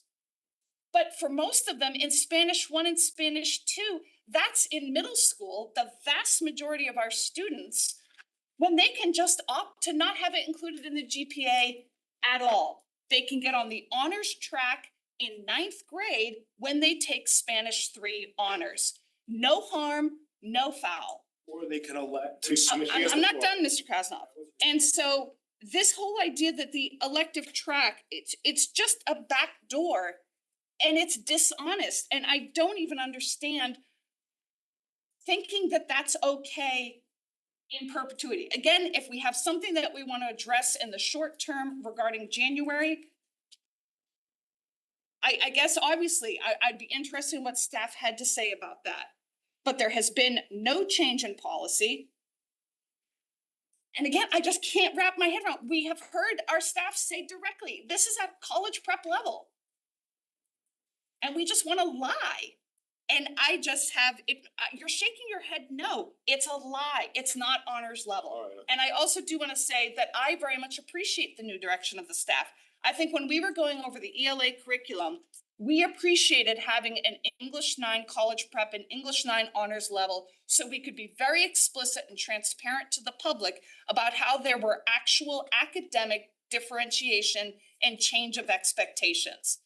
And the fact that that has continued into this policy, I hope it's going to continue into the next one when we look at social studies. That when we see American history, college prep, and American history honors, that we can see that difference for ourselves. I look forward to that. But I don't understand fighting like this vehemently over 2/100ths of a point for a lie. Respond to that? Rather you address your questions through the chair, but yes. The chair, just making a comment, it is a required course, like you're taking 1 and 2 in middle school. And then you opt to take Mandarin in high school. Therefore, it is an elective. So we're not saying it's not an elective. We're not saying that it wasn't part of the requirements. They've already taken the requirements in middle school. I just think it's a disservice to the kids that decide to pivot to Latin, to Mandarin, to any of the other languages. It's an elective. At that point, you've already met your requirements and now you're electing to take another language. That's just my opinion. Mr. Peterson, can I follow up on that for clarification? If it's brief and. It is brief for clarification. I think that's an interesting point, Mr. Krasnov. If the student counted their Spanish 1 or their Spanish, well, it'd have to be the Spanish 2 for the high school credit, I actually think that would be a very interesting compromise. Because then you're right, at that point, it is elective. So I would be interested in that. In which case, of course, I guess we wouldn't need a different curriculum. It would fit the elective category. But that would be in the instance of the student who counted that Spanish 2 for the high school credit. That's an interesting point. Ms. Guernsey? So this idea of level 1 or level 2, which one should be elective, which one is mandatory, an election, and a graduation requirement. Struggling with this in a program of studies right now, it allows for both level 1, level 2 French and Spanish to be put on the high school transcript. Still unclear how that actually would happen, but that's another conversation. So in fact, all level 2 classes would be elective. If they choose level 1, yes. Right, so that's one, if you're gonna make that argument, those definitively should be elective levels. The other question I have is around Spanish and French 6, which is the only other course I can think of in the entire program of studies that's offered only at the college prep level, because that is what's causing this problem. We don't, and we are targeting world language with a specific problem that our students have to face, where they are forced to take a class that is college prep level without an honors alternative, and it's non-elective. It's a very specific problem. So the same would apply for that French and Spanish level 6. What's the plan with that then? Because I mean, that's from, you can imagine a student has taken 5 years of Spanish. They could be taking Spanish 5 honors, but then the 6th year somehow is college prep level. That's very hard to understand how that could happen. And who would sign up for that course, frankly? The students who are in Spanish 5 honors generally go to AP Spanish or French. That would be their track forward. Right. So They could go to Spanish 6 and not want to take the AP class, but it's more rare than not, which is why we kept the trajectory the way it was. We've had conversations about 6 and whether or not that should be honors or not after this, based on what you just said, but most are going to the AP and getting the weight there. I worry about those students and them dropping the language because they would be penalized for not choosing to take AP, which some students prefer not to take College Board courses, so I understand that. When we talk about the weighting changes, I think we have to be really careful because we're talking about making changes around world language. But this is a slippery slope and we're setting precedent to do this across other core subject areas. So that's something that, I'm not comfortable with. The other things that I would say is that both of my kids took world language at the 1 and 2 levels and they got the elective credit. And I just feel badly that students coming up next won't have that opportunity, so. And I don't know if they would have chosen it otherwise. I mean, it's sad to me. Ms. Jacobs? I need to address some things that have been said here. The reality is that what is going on here is trying to change our grading scale, not through actually bringing it forward through the administration, but doing it curriculum by curriculum. So for next year or year 2 or year 3 or year 4 or year 5, at this point, every department, including art, math, English, family consumer science, business, tech ed, auto, wood, shop, are going to remain where they would be, but only world language is being dropped, correct? At this point in time. I do have to say the first comment, that is not our goal. I don't know where that inference came from, but we do not have Well, I any, asked about family consumer science last time. I didn't answer. We're in a world language curriculum. I don't have an answer for that. We don't have levels in family and consumer science right now. I don't believe the department plans on having levels on their courses. They simply have a course. So there is no. Well, they all get elective weight right now. Most of them. That's not true for all of them. Well, right. ECE is different. I get it, ECE. Some that do not get elective weight, yeah. So I don't know what an honors baking and pastry would be versus a college prep. So my assumption is, since you're asking the question again, that there will be one course brought forward that's baking and pastry, which will be elective. This department did not have that. So I don't know where the inference came from. We do not plan on changing the weighted grading policy curriculum by curriculum. I did not say that. I didn't hear anybody else say that, and I just want to address the record on that. I mean, at any point, did you talk to Mr. Testani about actually just doing this work before proceeding down this path? Doing what work? Bringing the scale back to the board. I have no intention of changing your weighted grading policy. So in the world language, what would be the electives then? What would be an elective? The whole elective debate is what it is an elective, so. I'm asking you, in the courses that are in front of us to vote upon, which one of those are electives? Right now, none of them have been presented as an elective because we don't have that category within our curriculum. So none of them We would fall into this category then, as proposed. do not put weights within the curriculum. So I don't think we need to convolute the issue. It's really, really simple. Right now, they are X, and what is before us is A and B. It's pretty simple.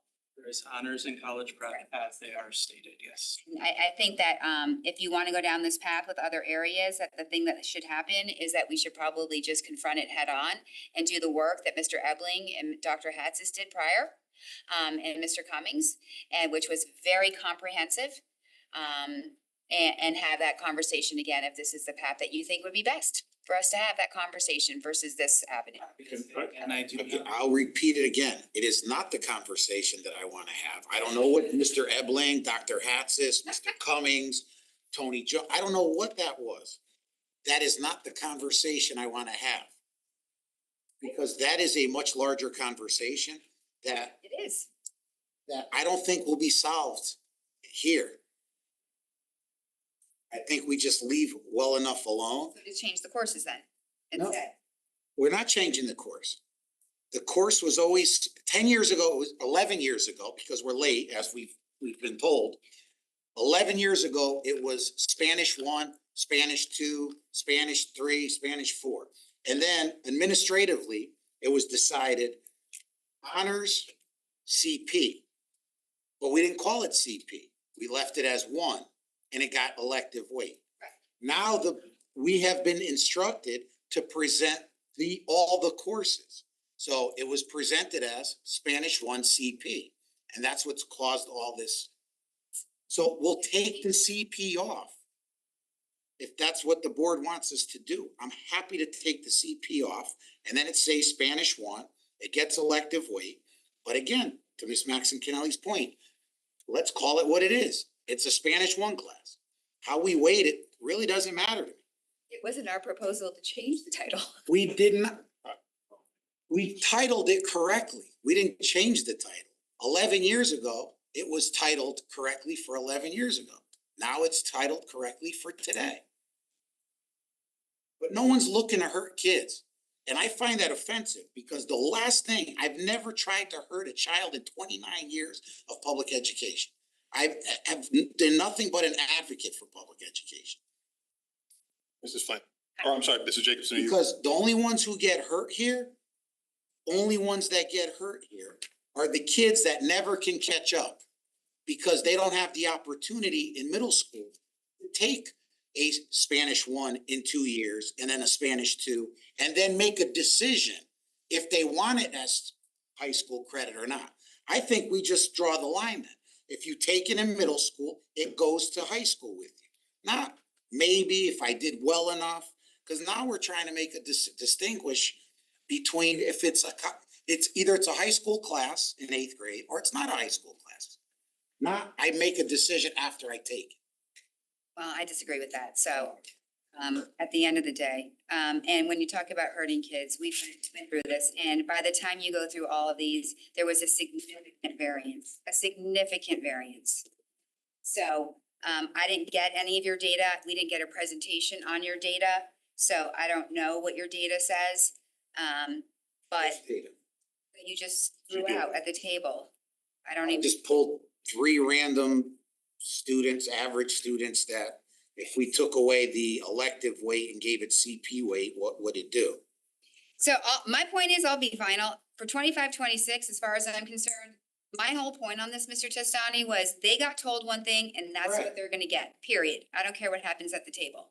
What I am saying is if everyone here, if Mrs. Maxon Kennelly and everyone else wants to revisit this actual issue for all departments and get ahead of it, so we're not doing this one by one, why don't we just do that? That's not what we want to do. Why? Hold on a second. I'm not sure that everyone agrees with that. Because I think we can conceivably say, we could write a curriculum that gives an CP US history and an honors US history. We can do that.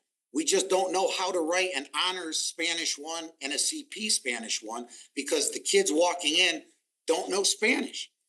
Yeah, well, there's a lot more client. All right, if I can interject here just for a minute about thinking about how this is going to go forward. Because we will have a vote on this on the 24th. And I did want to make sure that everyone had opportunity to ask staff questions. I hear that there is a difference of opinion here. I tend frankly to come down on the side of Mrs. Maxon Kennelly and respecting what staff is trying to do here and found the argument persuasive. And they're labeling it correctly as this is what's in the tin. I think that maybe the best way to go forward with this is to bring up the document as presented to us in the first read. And then if there's an amendment to be made at that point in time, we can have that specific vote.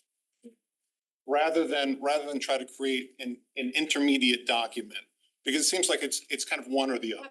So, and not to, short circuit the discussion. I mean, I think we're kind of going around in circles a little bit here, but I think that that's the fundamental question that seems to be the most, I haven't heard a single question about the content of any of the units. So if that's something that I think we can try to wrap our brains around and have a single vote on as an amendment on the 24th, then I think we'll know how to go forward. Whether that's works with everybody, we can talk about it more in leadership. I feel like we're going around and around the same point, and I'm not sure that anyone is moving forward, but I appreciate Dr. Zavajancic and staff members being here to answer the question. And I guess if there are questions for staff members, I would encourage those rather than kind of retreading the same. You want us to send us our amendments? If there is an amendment that somebody wants to bring forth on the 24th to address this issue, I would be happy to review it and I'm sure the secretary would like to see it in advance. I would appreciate any amendments in advance, please. Okay. Especially if they're of a technical nature. Okay, with that said, do we have any more questions for staff? But I just have. Ms. Raisik. In the past, when there have been proposed amendments in advance, they have been sometimes sent with a do not reply all to the board. So if you do get an amendment, maybe if you could send it out to the board just for information purposes only, not to create a discussion.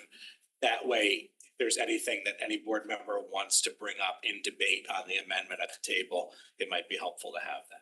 That's a good reminder. We want to have that debate here in public at the table. If I have some amendment, I'll send to the whole board. Any other questions or comments at this point? I think I'm gonna say, you know, the board had a lot of opportunity to provide input on this, and we have an official process to do that. This is totally separate from the other issue, but the only comments that this board provided to staff on this curriculum was pertained to expanding our offering to pre-K two. That was literally the only thing that any board member put onto that sheet, several of us. So to me, I feel like that was a missed opportunity with this curriculum, and that's not to say I don't fully appreciate all the work that's done on the documents. This isn't about the work on that, there's a lot of other issues going on. But was disappointed to see that pre-K two didn't come back. Mr. President. I do want to follow up on that. We did bring that up in the curriculum committee discussion, following up on everyone's questions. A lot of the issues were in terms of the type of certifications that are needed, finding the right people to be able to teach it, and fitting them into the schedule. So we did have a discussion on it. It's not maybe a full board discussion or even a presentation, but it is something the three of us in the curriculum committee did express that we'd be interested to see if possible. It's just budgetary certifications and timing that become a bit of an issue with it. Thank you for that. Mrs. Guernsey. Yeah, and to add, there are a number of other important questions that were asked in curriculum, including the absence of AP Italian and Mandarin, which most board members had expected to see in that curriculum and was missing. So if anyone wants to go back and watch our meeting, you know, I think we were, a lot of good questions. Some were answered, some weren't. You know, I'm not gonna repeat them here. Seeing that, thank you very much for your repeated appearance here. We appreciate getting into the deep issues with this. Thank you for your time. Moving on, item 6B, approval of policies. I have a motion that the Board of Education approve policy 3434, periodic audit. This is Max and Kennelly, seconded by Mr. Asa. Any discussion on this item? Mrs. Jacobson. It's probably in the questions, but I literally had a really silly question about where is this is the policy that has the different one.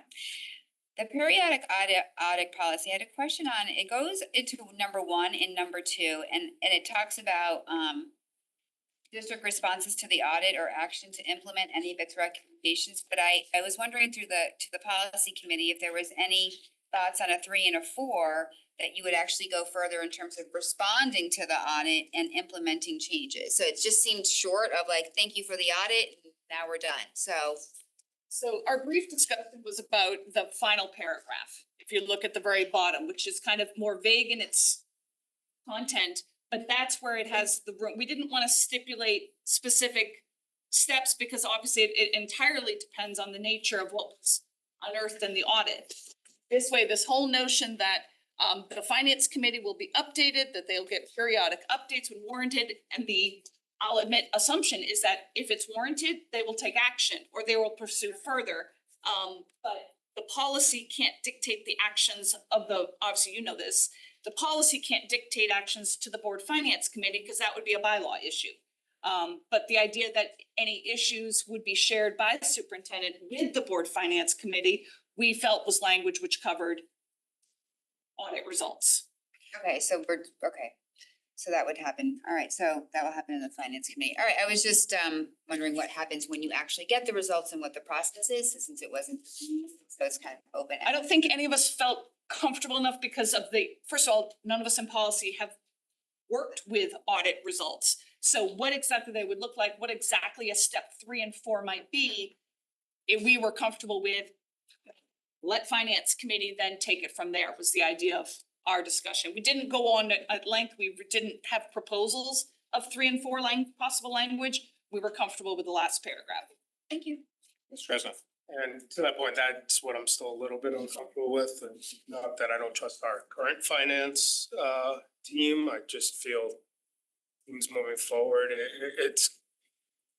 there's kind of gotta be, whether it's in a bylaw or something else that expresses that whatever is found in any audits done of the board or something along those lines is expected to be presented to the full board. I think it's an important statement to make for groups going forward.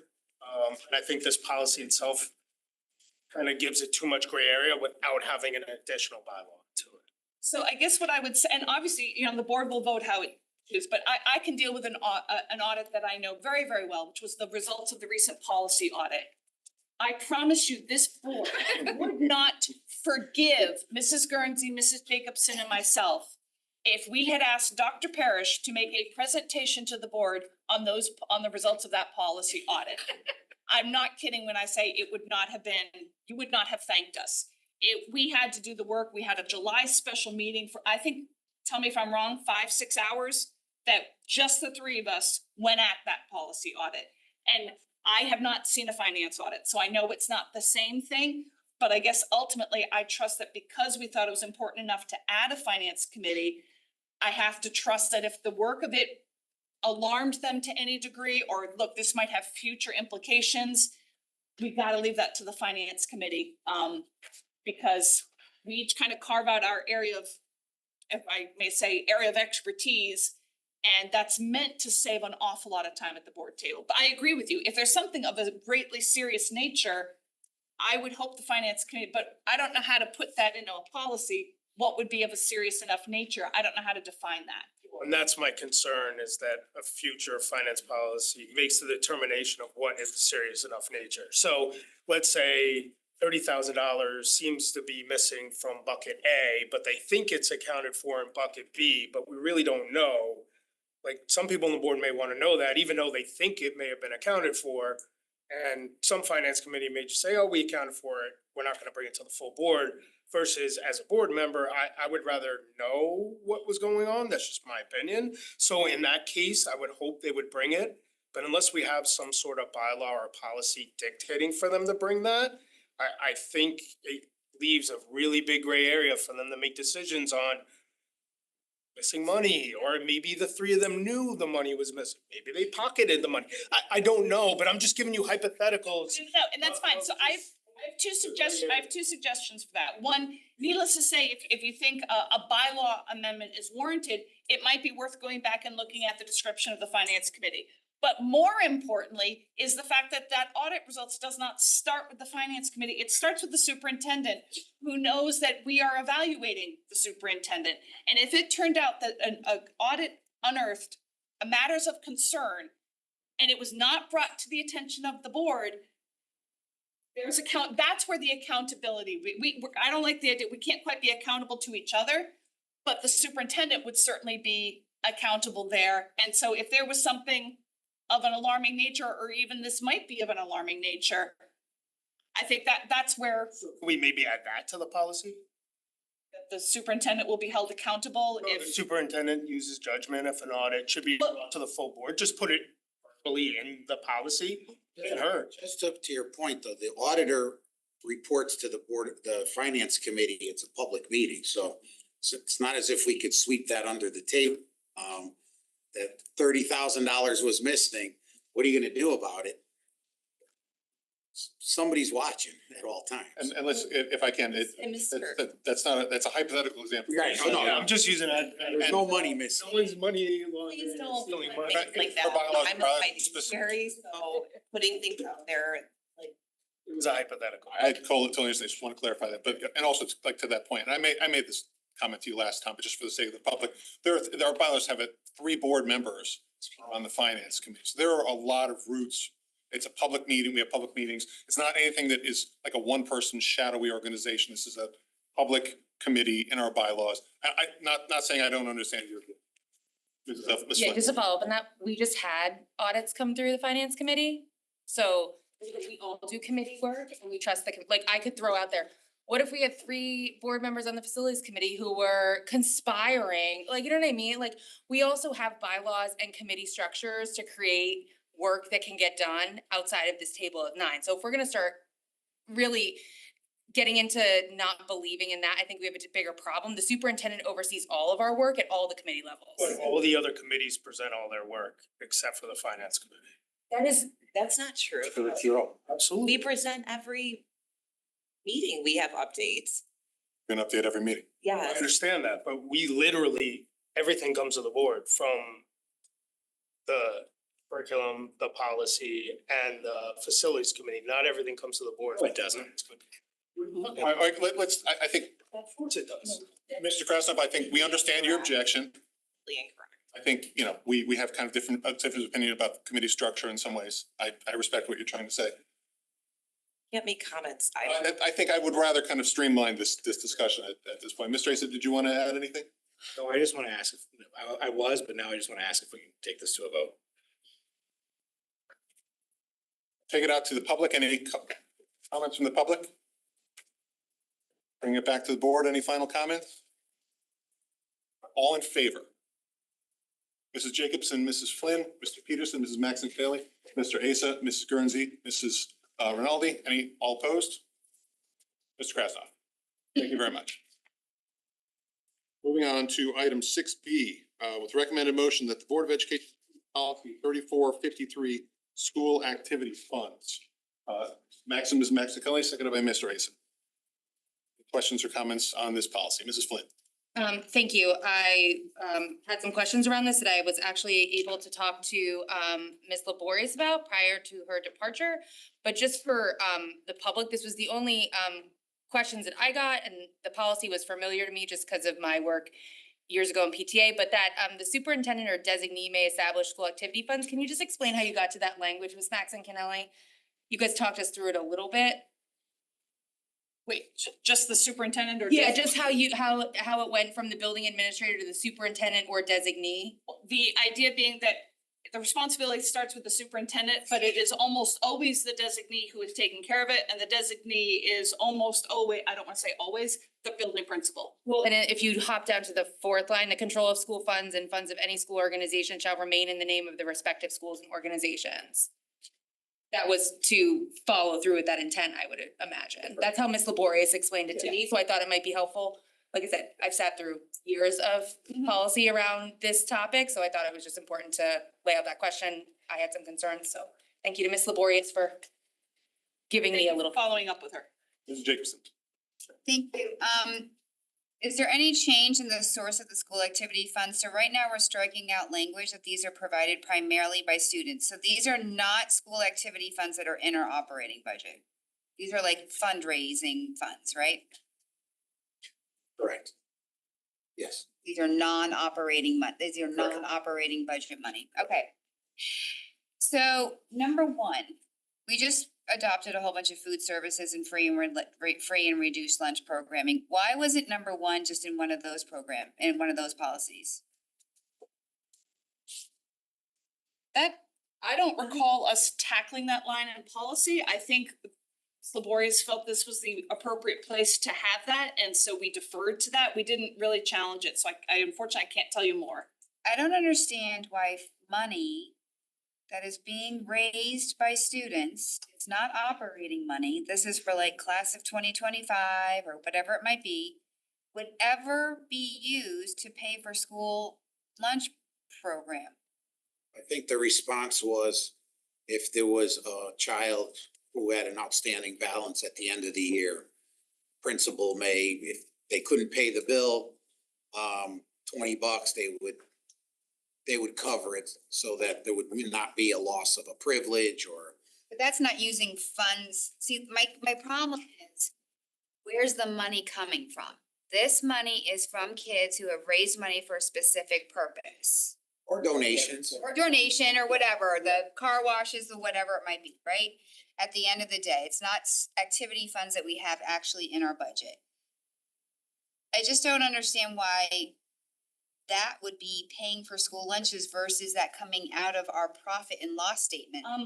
If I can cut this short, I'd like to make a motion to postpone this to June 24th. I'm seeing now that there is actually a suggested language change in the red, and I went right around it, and so I'd just like to make a motion to postpone, and that I can definitely address number one, Can I have a and I second? wanna make sure I haven't missed anything else. Mr. Asa will second. Oh, yay. Motion is on the table. Any questions, comment on the Wait. Is this to postpone? Postpone to June 24th. postponed to a time certain? My God. The time certain. So We're sure we're gonna have that. I'm sorry, just who did the motion in the second? So, Ms. Maxicanelli, moved it, seconded by Mr. Asa. Thank you, sorry, guys. Any discussion on the motion? I'm perfectly content with this motion. All right, again, since it's our agenda, all in favor? It's unanimous. Thank you. We'll bring us back on the 24th and give it another. Thank you, Mr. Kelly. Oh, and I apologize that I missed that. No worries. Okay. Moving on to page 2. New business, item 7A, review and discussion of summer maintenance projects. Bob George.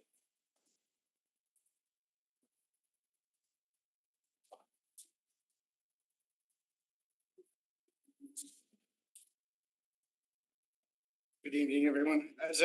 As we mentioned, or as we spoke during the facilities committee, this is not your typical end of year spend out list that you've seen in years past. This is more of a list of deferred projects throughout the year that we are moving forwards with at this point because the funding was restored.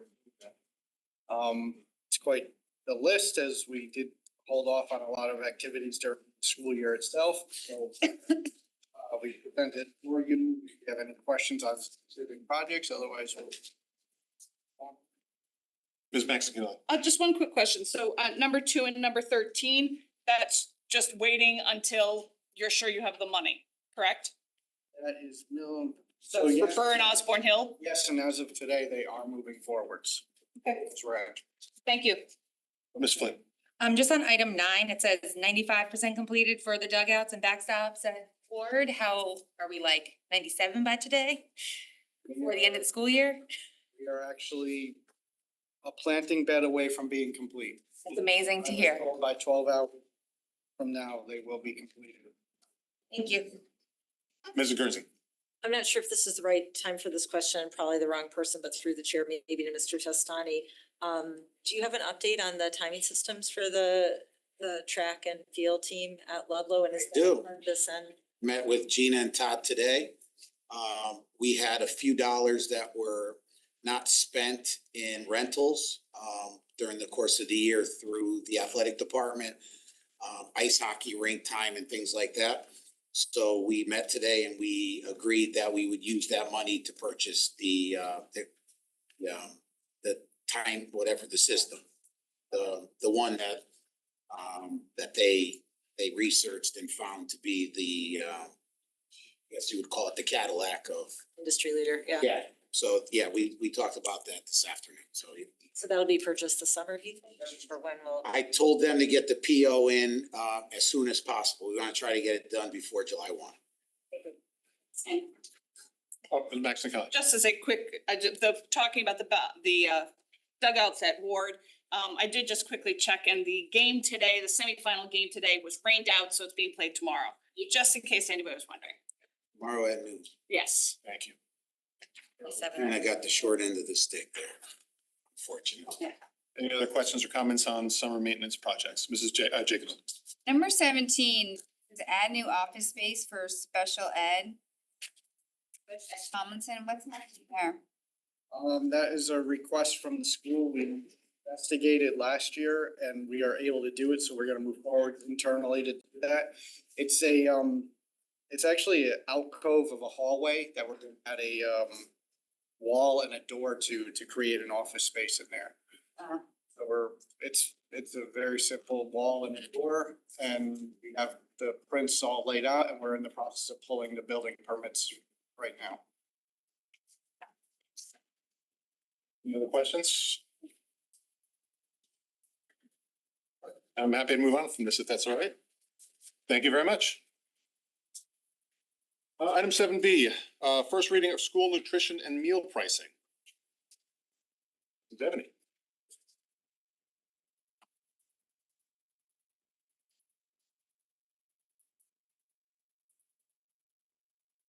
So in accordance with the state paid school, we are currently 24 cents below what is required under the USDA guidelines. So we're recommending to increase prices across the board 25 cents and a 50-cent increase on the second entree, both which are currently operating at 65%.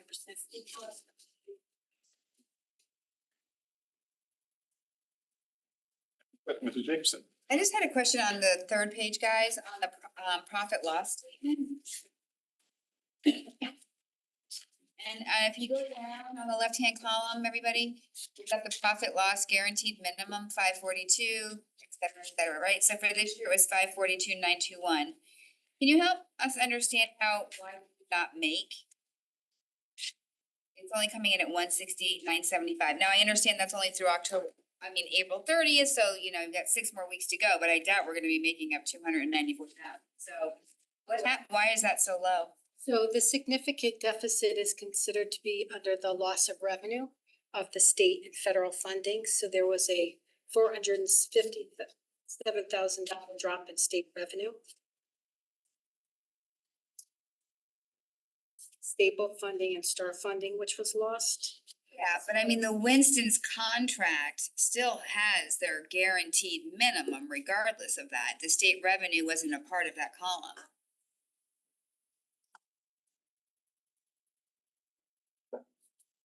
So it's primarily included in the federal. Oh, you're talking about the four. If you look at 24-25, Winston's contract, the state's not a part of that. So I understand that we lost the ARPA funds that everyone was getting for meals. But maybe if you don't know now, that can be a follow-up. I'm just wondering, like, we were supposed to get 542, why are we at 168? That's a contractual thing. Correct. So we'll talk about it.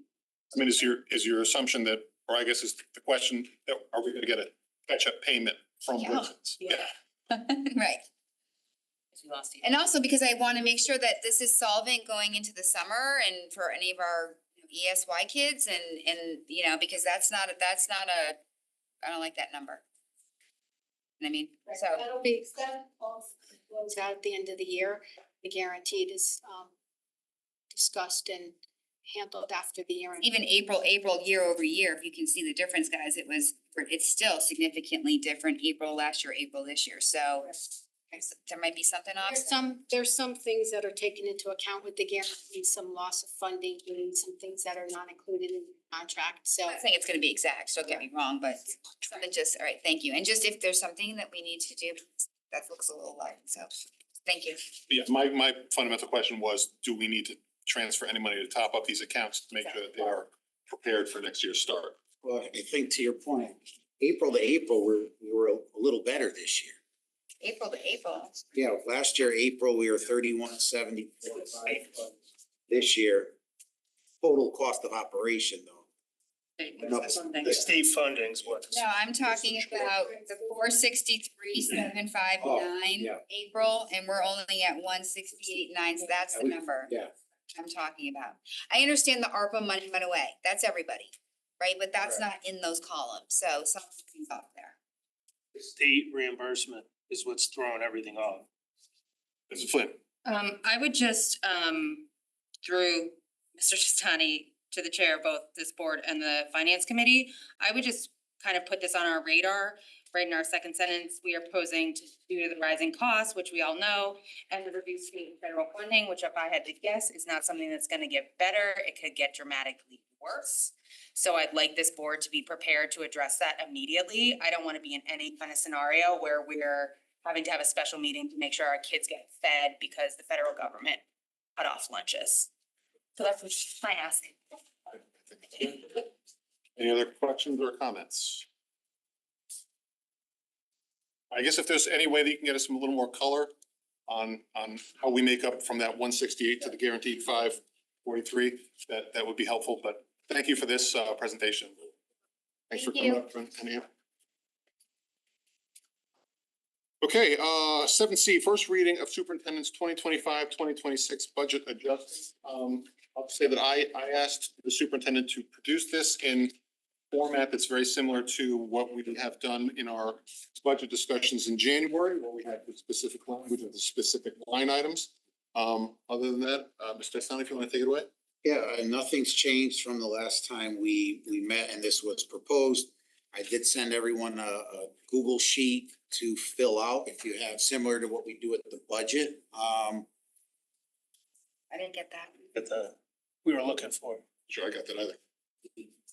Yeah. Shared it with all of you, so maybe. Well, this was the thing I told you that I didn't have, it wouldn't give me access to it. No, I shared it again, separately, right afterwards.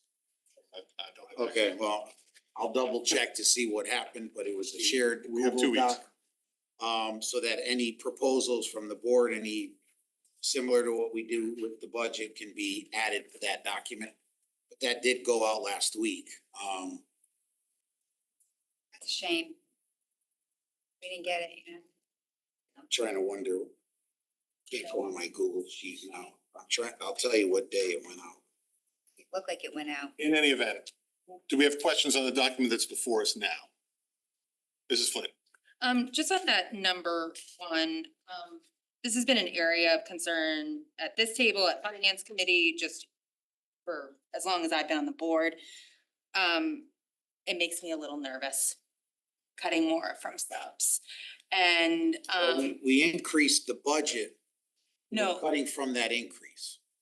No, I know, and I think just, like I said, we've talked about this at length, you know, is this a blip, is this the new reality? And I think we all know that, you know, I wanna see subs being filled, I wanna see classrooms being supported, and I just have concerns that we're gonna run into a deficit, so that's just, it's just a concern. It makes me a touch nervous, I know we have to make reductions somewhere, but I'm just kind of, I don't know if I'm gonna touch it, but I'm a little nervous about it. Our fill rate's over 80%. So we do a really good job with that.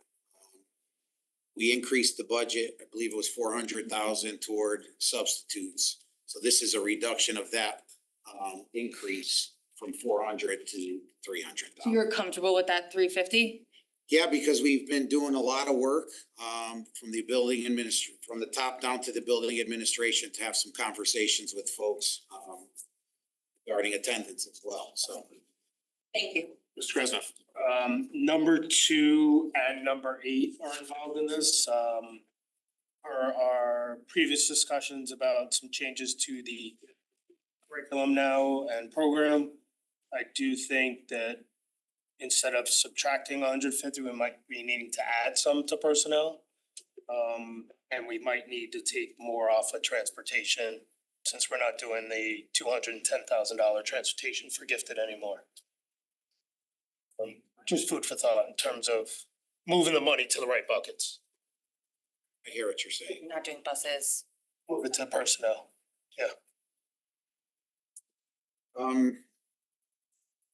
Yeah, I guess you can reduce the transportation then by 100 and negate 100 off of the personnel reduction. Yes, you can do it that way. Wasn't it 210 in transportation? So 100 of it's already coming back. Well, we had two, one to middle school, one to elementary. So it's 2 personnel, but the transportation was 210 or 230, I think. Transportation was 370. 370 was for the gifted? Well, for the total increase was 370. We had budgeted for. No, I know, but just the gifted piece was like 210? $179,000 in salaries, $29,000 in benefits, $230,000 in transportation. So what we would be doing is if you're not gonna be doing the buses anymore, it would be a reduction to transportation of the $230,000 reallocation to whatever the personnel line item is. in staff and salaries plus any associated benefits if you're adding staff. Plus. Correct. I would just be hesitant to cut the whole transportation because It was in there for gifted. I understand, but I just would like to see, based on with the new contract, I would rather have a little bit of a buffer in the transportation. Just not sure how charters are gonna go and all that other stuff. I mean, just a small buffer, that's all we're asking for. And the personnel is not being impacted. It's not as if whether you vote today to reduce or not reduce, staffing is not changing. Everything was clearly done through, You're not changing any FTE. based on this, no. Mr. Krasnoff, you still have the floor. Yeah, I'm a little puzzled. So based on the gifted, we're not adding any FTE? We did add FTE. So how much FTE are we adding to gifted so we can add that to personnel? One. And about how much? Already, but Budgeted that. $100,000. That's The one that wasn't budgeted. right. I would say 100,000. So I had 100, so it's minus 50 on personnel. And We then, hired the teacher that was hired is an entry level teacher. and then move transportation to minus 230 instead of minus 330 and leave you with $100,000 buffer. That would be great. Just don't wanna give.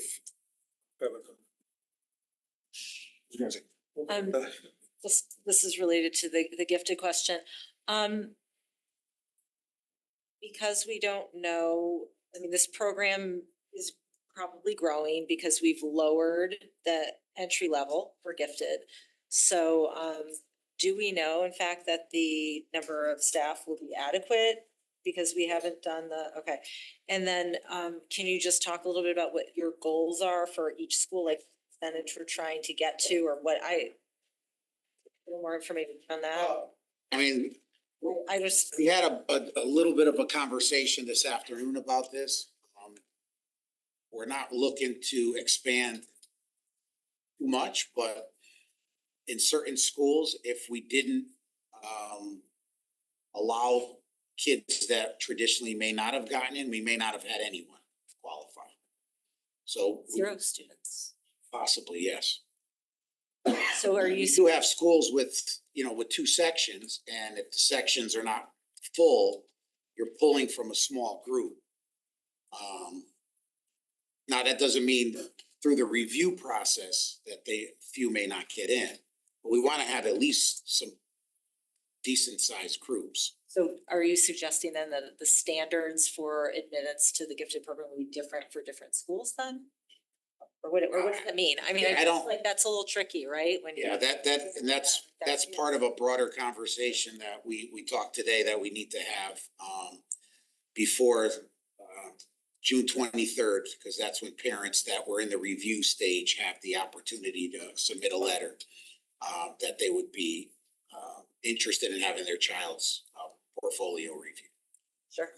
Yeah, I understand it's like, it's an interesting topic, but a little off from this. Maybe perhaps on the 24th. It's related to the number of students. I understand. I just don't want to go down the. It's not going down, it's totally related to the. I was going to say maybe on the 24th, if there's any more color that you can give us on changes to the gifted program. Yep. Some time to prep that. Mrs. Maxon. Yeah, 2 things I was interested in, and again, sorry, I couldn't give them to you in advance, although you are aware of both of them. We had discussed in leadership the status of DESA with the fact that it's not being funded anymore, and that, correct me if I'm wrong, that the cost to continue for at least the 1 year while staff figures out what they want to do. You were mentioning 60,000? 50.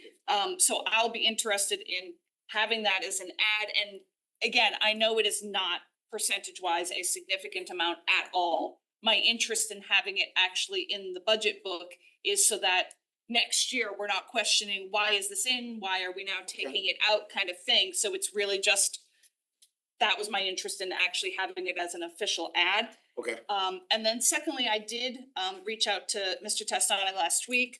I've been very transparent about my interest in supporting a bell-to-bell ban on phones. And I'll save the fuller discussion for later. But I really, really fervently believe that staff support of a tangible barrier between them and their phones. And right then, the yonder pouch was the only one I had heard of. And so I asked Mr. Testani if I could at least have the numbers for that, and thank you that I got a cost comparison summary on 3 different options, and that you'd had, if the board even agreed to this, that you had one that you were recommending over the others, which came at a cost of just under $40,000. So I will be, when we get this Google Doc, I will be submitting that as a potential amendment. And then I will also figure out how to make up for the money that I'm spending. So maybe you can help me out on the DESA one, but the other one is on me. And just for, if you can check, it was Wednesday that doc was shared, and I'll just try to send it then in an Excel, that'll be easier. Although we won't be able to see everybody's other stuff. Yeah, So, I think it's most important for the superintendent to see. I understand what you're saying. I'll send them, because if I'm trying to, like, if I like Mr. Ace's idea and then I'm trying to I don't wanna make things so complicated that we can't, I don't wanna spend a week figuring out a solution for. I'll share it again with you in We'll the see if we morning, make- and then I'll shoot you all an email just to verify that you received it. Something obviously didn't. Mrs. Jacobson. Number 8. How much of this is a small number as far as I'm concerned for the transportation. How much of this $100,000 is the aids and how much is the opt-out for the parking? How does that break down? Well, we're still compiling the opt-out for the parking to see what that'll look like, because we'll have to give that to the transportation department. That could increase, to your point. It could increase, or it may not do much based on if it actually reduces a run or not. I think it's going to, based on the number of students that have already expressed an interest at both high schools in getting a parking pass and foregoing the bus. I only heard from one parent who was not happy to have to pay for a parking space and forego the bus, but other than that, I think that could grow, that number could grow or not. But just wanted to, it was an insignificant amount of money to transportation at this point. And it wasn't touching anything else in a classroom. Just a clarify. Mrs. Last time we asked about this question, it hadn't been signed yet, but I assume the transportation contract is now fully executed? No, we're waiting for attorneys who are holding it up. I mean, we added a lot of money and we don't have a contract. So by the 24th, if we don't have that signed, I'm gonna wanna make some major adjustments. The other item on transportation, just to let this cue to this board, some money was transferred out to cover other items out of transportation this year of about $179,000. So I was looking to actually just throw that onto the 100,000 with a slight adjustment, just to carry that forward for next year. So I have a slightly larger number on transportation, including Mr. Testani's $100,000. But I was hoping that would have been signed by today. So I'm assuming it'll be signed by the time we vote next 2 weeks. Well, the last update we had, their attorney was getting it to the town attorney for his review prior to going to the first selectman for signature. And is the number exactly as we passed it in the budget book? Well, there was some negotiations happening to try to get some favorability on our end. So it wasn't going to increase. That'd be great to know. There was some favorability, yeah, exactly. That would be great to know. It's just a matter of if it's agreed upon by both sides. And what the, JJ's gonna make a motion to cut it away. Come 2 weeks by $1 million and reallocate it to some fun things. we'll try to push the attorneys along tomorrow. I'm just saying, like, we gotta know, you know what I mean? Believe me, we ask. I'm not saying you don't, No. I'm not saying that, it's just, it's time. I have a technical correction, I had met with Mrs. Laborious too before she left on a few of these things. The contracted services line is $120,000 in our BOE adopted budget book, more than what it should be. So I'm gonna reallocate it back to the attrition staff, wage line is where it should be. So I'm sure that was just maybe an error or whatnot, but that number is not right as we voted on it. Also, the utility management fee is not as it should be. It was showing in our budget book as $194,000 and change over what the contract actually is. And that's and Mr. Papageorge, tell me if I'm wrong, but that line is holding some utility money that you might need that you didn't know where to put it.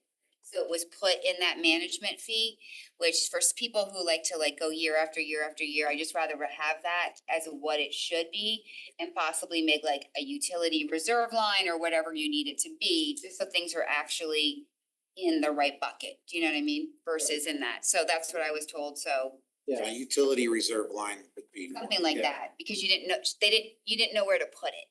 So at this point in time, so which fair enough for me, I don't care about that, I just rather it be tracked in the right place. There wasn't any additional revenue, and I know that you made this like a month ago, so to speak, because we got this in May. So fingers crossed, right? I mean, so in the state budget, where the $40 million more similar to this year is in there for excess costs, but there isn't any revenue adjustment on here. And I don't know if that's because it was made in May. But having $400,000 to $450,000 more in revenue would really help us deal with some of the things that some board members might want to add that in. I'm eager to hear your thoughts and I'm happy to talk to you differently, but we should account for some of that additional revenue in my estimation. Yeah, we haven't gotten, and yesterday there was a call with the commissioner. There hasn't been any final numbers put out. I mean, by district. By district, correct. We only got our ECS number, which is Shouldn't be total increase of 0. Yeah, we got 464 and change this year from the special bump up. From the special bump up So- of the lost money. I understand what you're saying. I get ya. I hear ya. I'm just saying, we should probably add more revenue to here somehow, and that might help us with some of the things that I might wanna add, or Mrs. Maxicanelli sings people wanna do and all of that. The last thing, I had asked about custodians, and we're running with 6 less right now than what we budgeted for next year. So do you think that we're gonna be at the 77 next year? Yes. You do, okay. Correct. Okay, so that was another area. So I won't touch that then, that's fine. And the only thing I have right now is 2 more things. I do have in my placeholder restoration of some of that $250,000 that the board cut for maintenance items. Just because I had specifically asked during budget about paving and painting, and we're gonna get back on track next year, and we're gonna do our painting and we're gonna do our paving, and I would love to put $250 back in here if possible, but just in my own brain for right now, I'm not saying it will actually happen, but might propose putting some money back in, especially on that painting piece, cause it's year after year after year after year, and I Also consider some of the 400 and some odd of that money as well. yeah, so happy to sit down and talk to you and how it all plays out and whatnot. Maintenance is a good spot for it to land, cause there's always projects that we can always get a jump on. Now we're most likely behind on. And then just a follow-up question through the chair, if it would be possible. Last time we talked about the 6 FTE, and then you've got another couple going on here, on this sheet. And I believe that we had asked Mr. Peterson if we could just actually get that attrition thing on paper. You started to describe it to us last time, but we didn't get it on like an actual piece of paper. So I'd like to see how that's. And that's it. And this personnel was not going to reduce any more staff. It was just a little bit more that we realized through some of the attrition, given the fact that we were able to hire 8 of the 10, because 2 of them took jobs in other districts of this Sacred Heart residents. So rather than people coming in that we figured at a little higher rate, we got an entry level. Yeah, that's fine. I mean, just the 6 and like how Yeah. that. Oh, yeah, shapes out, that's- And then this, if we could just see that on paper, just makes me a little itchy. So that's it. Thank you very much. Any other questions or comments? All right, seeing none, we'll move on. Item 7D, first reading of cell phone regulations. So I did receive a couple of folks after the deadline, so I was not able to incorporate it in here, but I did work on some of it last night. There will be a finalized administrative regs that will be coming out on the board meeting on the 24th to share with the public and also to share with the Board of Education here. How then that will then translate over to policy at some point down the road will not be my concern at that point.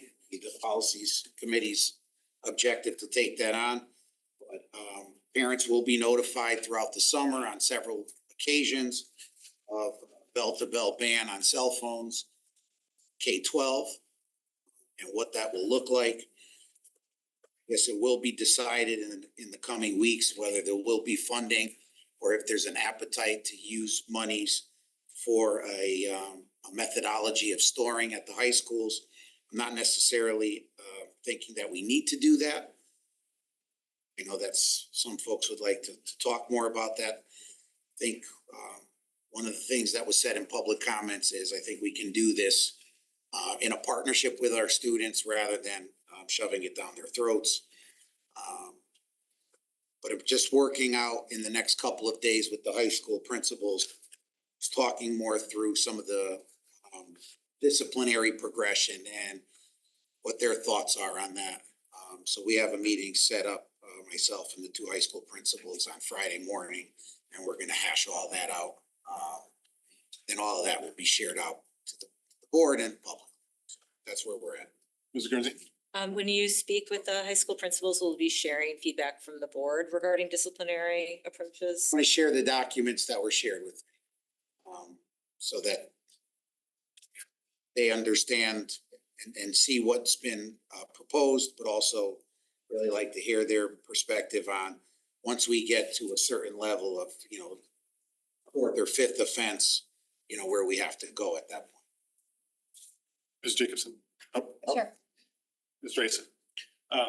How many, just out of curiosity, no names, but how many of us sent in a response that you requested after the last meeting? I believe a third of the board. Okay, so I agree with you about sharing feedback from the board, but just taking into mind that a third of the board. Well, the sharing of the feedback, I think to Mrs. Guernsey's point, was to share with the high school principals. Yeah. Yeah, just because there were, I But I agree with that. Share what we talked about, but knowing that if you're sharing any kind of written things that were sent in, that only 3 out of 9, if that's what it is, a third members put it in writing, so. Yeah, I mean, at some point, just thinking back, there'll have to be at some point some teeth to the regulations. There's gonna be a point where counseling and conversations are gonna have to result in some form of discipline, whether, I know Mrs. Jacobson brought up the point, I thought it was an interesting point that they would lose all privileges at all of having their device on campus. Now, whether then they finally take it to heart and leave it in their car or finally leave it locked away, we still come to the same, end, and we accomplish our goal, but it's something to consider. Mrs. James? Thank you. I was someone who sent in some ideas, Nick. And granted, I didn't get to it until here Monday, so don't anticipate, didn't expect Mr. Tessani to do anything with that. I had a few differences, variances, and I'll just tell you high level what they were. For elementary, I checked out our elementary handbooks going back to 2019, and prior to 2023, they were not allowed on campus at all. So my proposal, elementary is no, like back to pre-2023. Like that's pretty simple. Then a little bit of differences between middle and high school, and that's facility issues. I asked Mr. Testani about our locker because I was writing it must be off and locked in your locker, right? Original thought, meaning it's separated from them. However, just so the public knows, we have several schools where they don't have lockers that actually lock. So that's the issue with the universal language, that just wouldn't work at all of our buildings. At the middle school level, there's only one building currently, and that will be addressed in the coming weeks over the summer. So by the time the first day of school starts, there will be locks on every locker at all. We have money for that? It's not much money. Oh, really? I don't know what they look like. I have no idea, so I don't, it's just so. This came up in policy. Yeah, Yeah, it's so as it was, I was less pretty. than $7,000. Oh, all right. And what about the other one though? That's different though, because you're talking multiple floors and that might be a little bit difficult. Anyway, it's evolving. It still needs clarification from administration, but some of the thoughts were locked away in the locker, complications around that. I did put in a section on communications because I believe Mr. Testani's first, like 3 meetings ago, superintendent's report bullet point, little document had a communication section on it. And I think it's gonna be really important to have in whether it's regs or policy, I literally put elementary parent to student, student to parent. What's the process? What building are they going to? Are they going to the dean's office? Are they going to the counseling office? Are they going to the main office? Again, middle school, same thing, parent to student, student to parent. I defined emergency communications with a really pretty strong definition, like literally life-threatening or medical emergency is basically the only thing. So again, this is all draft. But I think it is gonna be important for students and parents to know if I lost a contact or whatever it is, like, which office do I go to? It's different when you're in a little elementary school, but when you're in a massive high school and middle schools, they need, and also same for the parents. Which cell phone am I calling? You know what I mean? So I think that needed to be included in there. I did have some different ideas on the discipline piece. I don't like the idea, other than an egregious that I did put in there, crime, criminal, cyberbullying, that kind of thing. More of the idea of expelling the device than the kid, more of suspending the devices than, so you're coming to school, but that's not, right? So just to give you high level, the middle school and high school was the same. It was off and away for the day, bell to bell. Exceptions were for a health medical plan, like someone who has to use it for diabetes, seizure monitoring, that kind of thing. I questioned IEP and 504, just to put it out there. I don't know why an IEP or 504 would need a cell phone and a technology device that we're not providing for them through our assistive technology.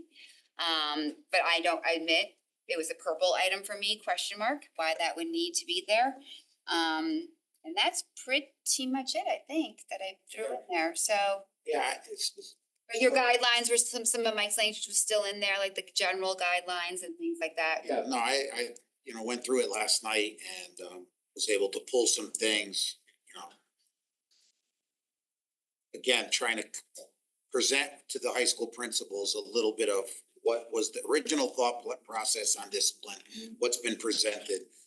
They're both on the document now, so then they can weigh in as to what they think is realistic and what they see some of the challenges that could present themselves. You did put in stuff like, for like an elementary student, referral to one of the certified support staff to be given behavioral support strategies, right? Something like that. But I put it in purple. Purple meant I have a question. Because I don't know if we can burden staff, like I don't know what their caseloads are. That was a question for administration. So I would rather us start to provide kids at the more advanced level with, what support strategies or decision-making strategies or, frontal lobal decision-making can we help them with, so then school experience. To make parents a little uncomfortable as well. Oh, thank you for mentioning it. I did copy paste the the family responsibility section, partnership from the state guidance. That is really about them you guys can read it yourself. Move that to the top. I Well, I thought, had it at the bottom, y'all, so. yeah, I moved that to the top. I thought that was a good Way to start. intro, rather It's than. really nice language. Yeah. It's really, really, really nice language. So, Nice. Surprisingly nice coming. it is surprisingly, it's all about encouraging and supporting, so, modeling. That's So, why I thought it'd be a good way to lead into it. okay, anyway, thank you. That's what I wanted to share, what I had included. Thank you.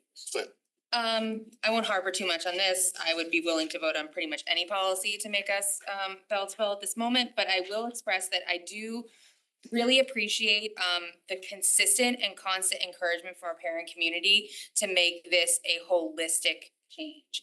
And I very much agree with Ms. Jacobson's perspective on suspending devices, not children, because the last thing I want to see is a whole horde of middle school children at home on Xboxes because they brought phones to schools. So like I really want to address what is the intent of this policy, and it is to create a distraction-free educational environment. We've talked about this at length. We can't control what happens at home. We can try and work with families. We've been doing them all year. Mr. Testani's been at them, forums, information. I want that all to continue, but I do think coming at this from an educational, environmental concern is where we do our best work. So thank our parents for continuing on this fight. Mr. Guernsey.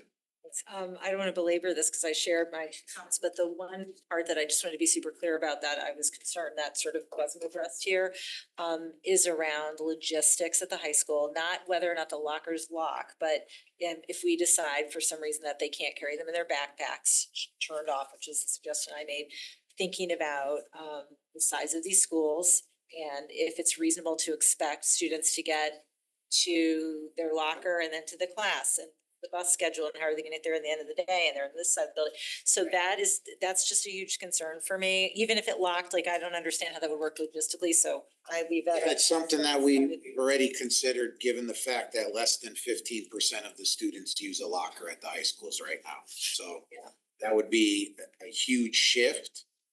But we wouldn't know if it's in the locker or not if they follow the rules, shut it off and leave it in their backpack anyway. So again, we accomplished the goal. Logistically, I don't care if it's in the locker or in their backpack, as long as it's off and they don't access it, we win. Thank you. Christoph. I love that we're going to the bell or headed that direction.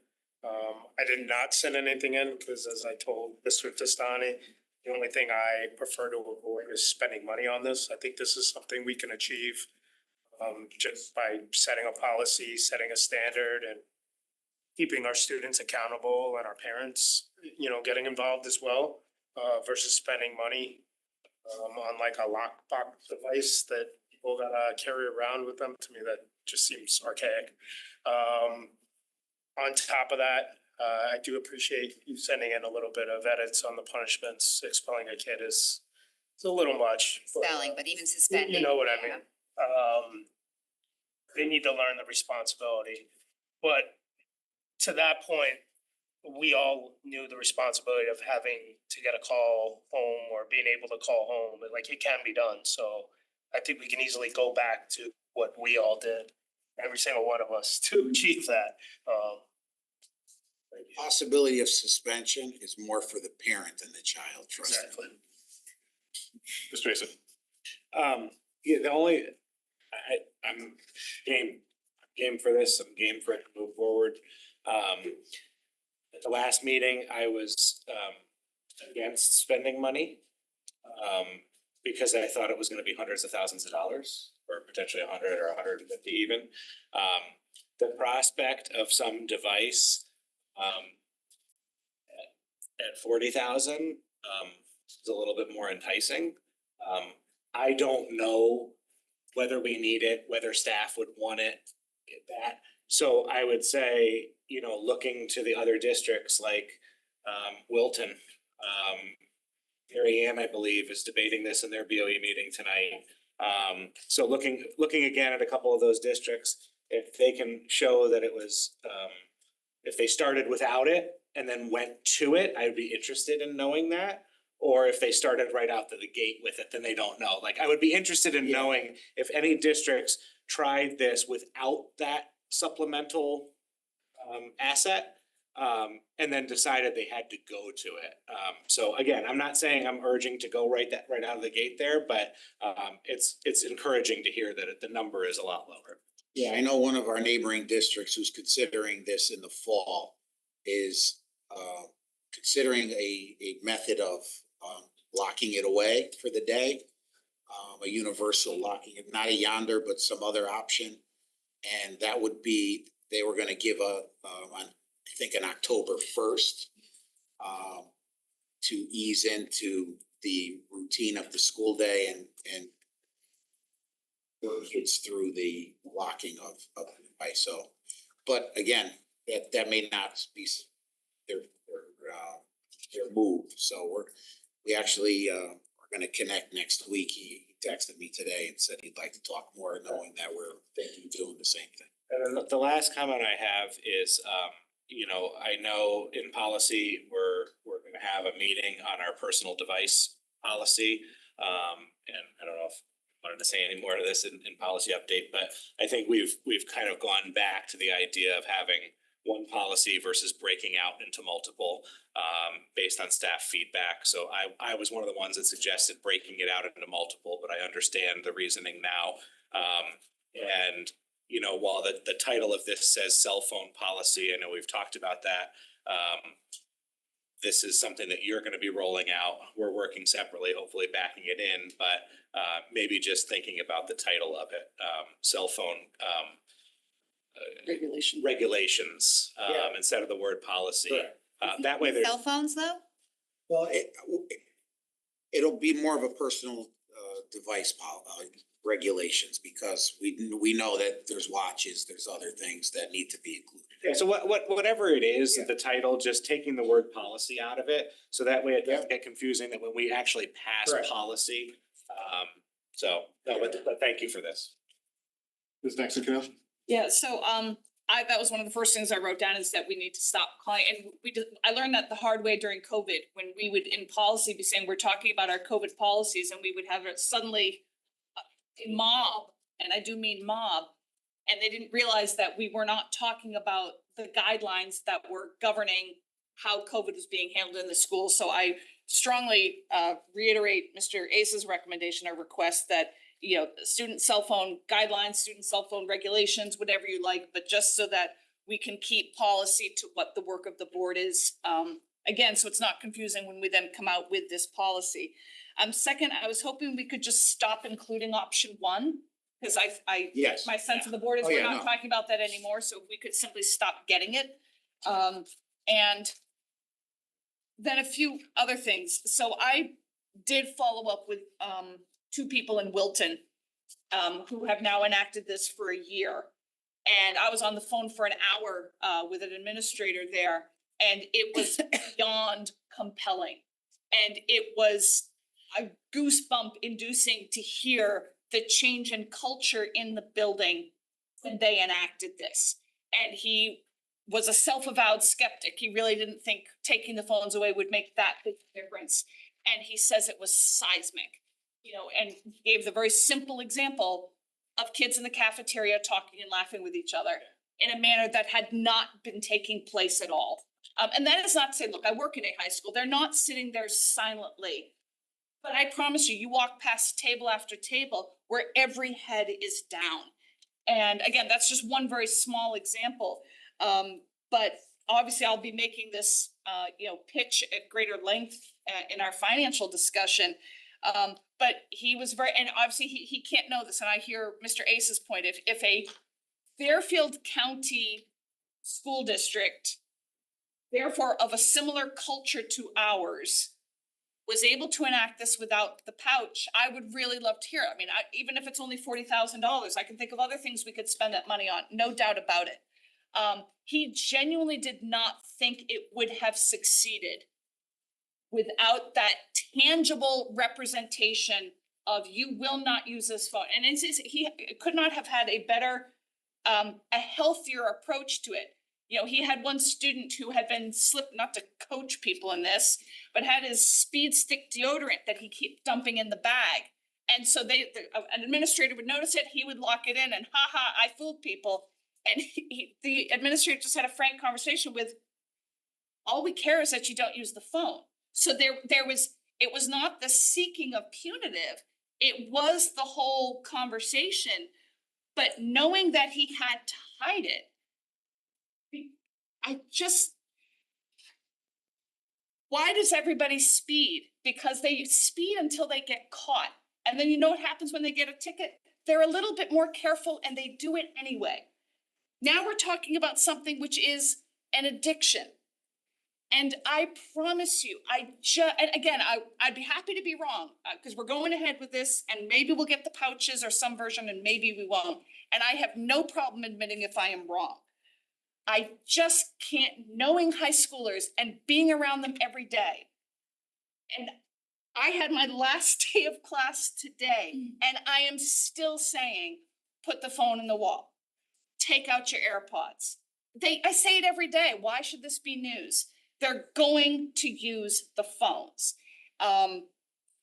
They just need something between them and it. And here's the thing, what I genuinely believe is I don't think this would have to be an, ad infinitum budget expense. Because I genuinely think, and that's where I would take the positive approach that some members of the public did, that we can change the culture. But first we have to break the culture, and then we have to build up this new positive culture of students who understand that now's the time to be engaged with each other, with their learning. But there is a powerful habit to break. And it has to be made, because the moment they start seeing other people cheating on it, it all will fall apart. Because the whole thing about the phone is who wants to be left out? Who wants to miss out on the conversation? Who wants to have two people buzzing about something and you don't know about it? So you are going to sneak that phone. I promise you it will happen. So again, that's it. This conversation though with this Wilton administrator was so compelling, and it was just, and I asked, how did it go with the consequences? No warning. So I'm very glad to see no warning in this, because high schoolers don't need a warning. They know what they are doing. Let's take that off the table. But it went from 1, you lose the phone and you get it back at the end of the day. 2, the parent, you lose it for the day and the parent has to be the one to pick it up. I don't even remember the third one.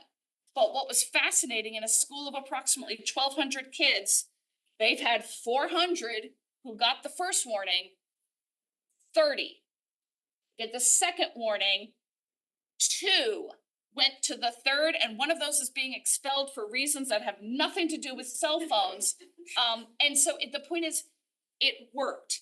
And I am so excited that we are doing this. I thank the leadership for following through this. I thank my fellow board members for giving Mr. Testani the backing, because if we were all over the page on this, that uncertainty, that tentative nature would absolutely filter out to staff and to parents.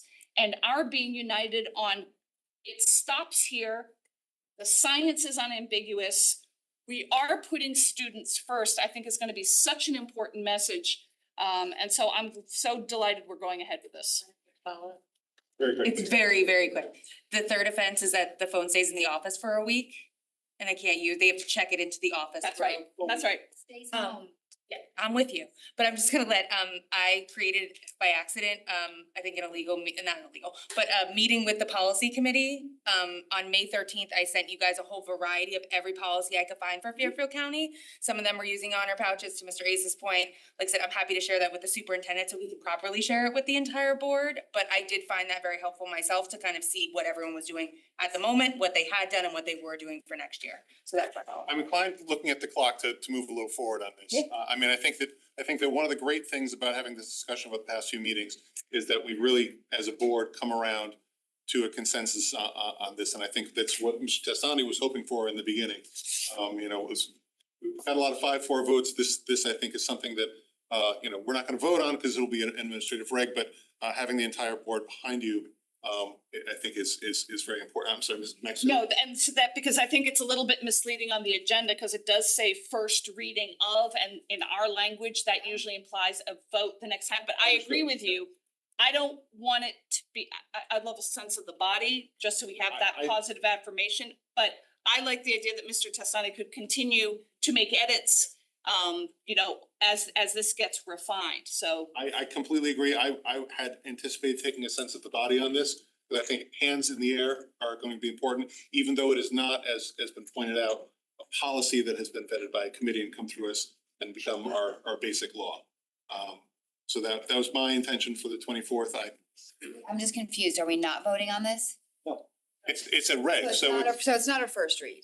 Well, Right, that's where it's a little deceptive. I probably could have phrased that better. I mean, this was a signal of what the final would look like. Got it.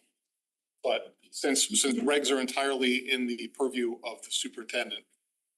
Zakia. But again, the point of this was to try to make sure that the superintendent and the board were on the same page. Mr. Kresna. So it basically comes down to whether we want a locking mechanism or not. Isn't that, and seems like everyone agreed to the changes that we were making. My read of the table is that is really the primary issue other than the discipline. So Mr. Testani will be able to. And I have no problem adding that if we feel a year from now we need it, but I just think it's silly to spend that out of the gate. There's been a million things that have been banned from schools. To go way back, cigarettes were banned from school. They locked every cigarette pack in a bag to get it done. I'm just like, we can do this. Our community can come together and do it. I think ultimately the administration is going to need. There was the minute call. I do think, we could try it, see what happens in the first, marking period or so. And from there, we can easily purchase and roll out at any given time. Would be no different day 1 or day 50. I mean, I personally have learning curve. no issue spending the money if we need to. I just don't see a reason to spend it without knowing what we need to spend. Can I give one comment? Sure, thank you. Personally, I have spent a lot of time this year on money. Because anytime we get a $4 million, $2 million, $3 million, $1 million cut to budget, and we're talking about cutting staff, cutting subs, cutting maintenance, I personally, just please understand, it's no offense, there is no world in which I could put my hand up to put money out towards this. However, in the discipline, right, I also philosophically believe in an approach to our kids that says, this is the rules.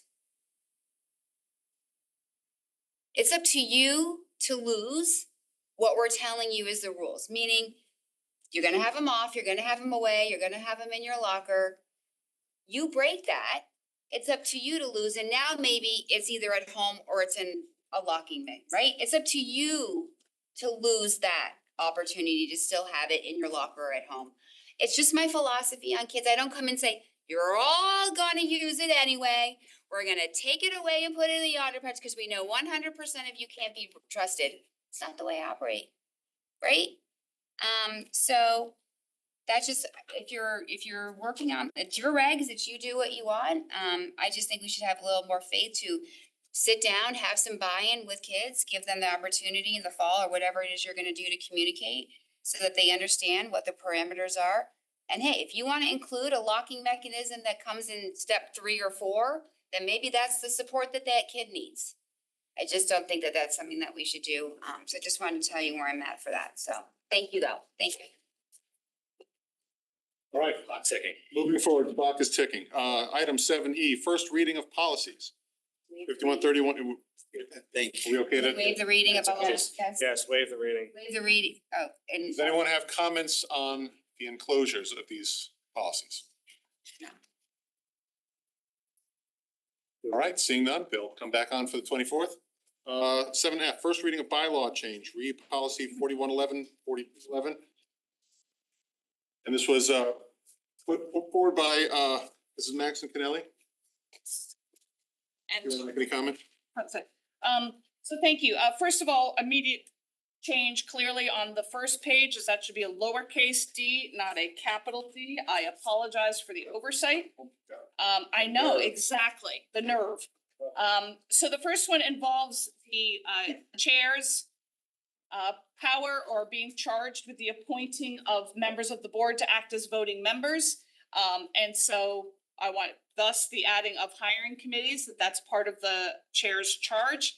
And then on the backside, I wanted to put in the language that was consistent with policy 4111, 4211 regarding the essentially conflict of interest that just as with the superintendent, If a board member has a current or prior professional or familial relationship with any of the job candidates, they cannot serve in that capacity.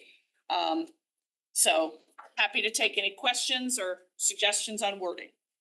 I was just gonna add, when we were speaking about that in policy, we talked through the scenario that you wouldn't necessarily know Yeah, who those. I wasn't sure if I should get into all that. Just in case you had, because that occurred to us so readily. So what we talked about is, you know, you could self-selecting and chosen to serve in this opportunity, you could get to the meeting and realize, oh my goodness, I have this relationship with this person, I didn't even know they were applying. And then it would be your obligation to step away from it, but it wouldn't be assumed that you would necessarily know that.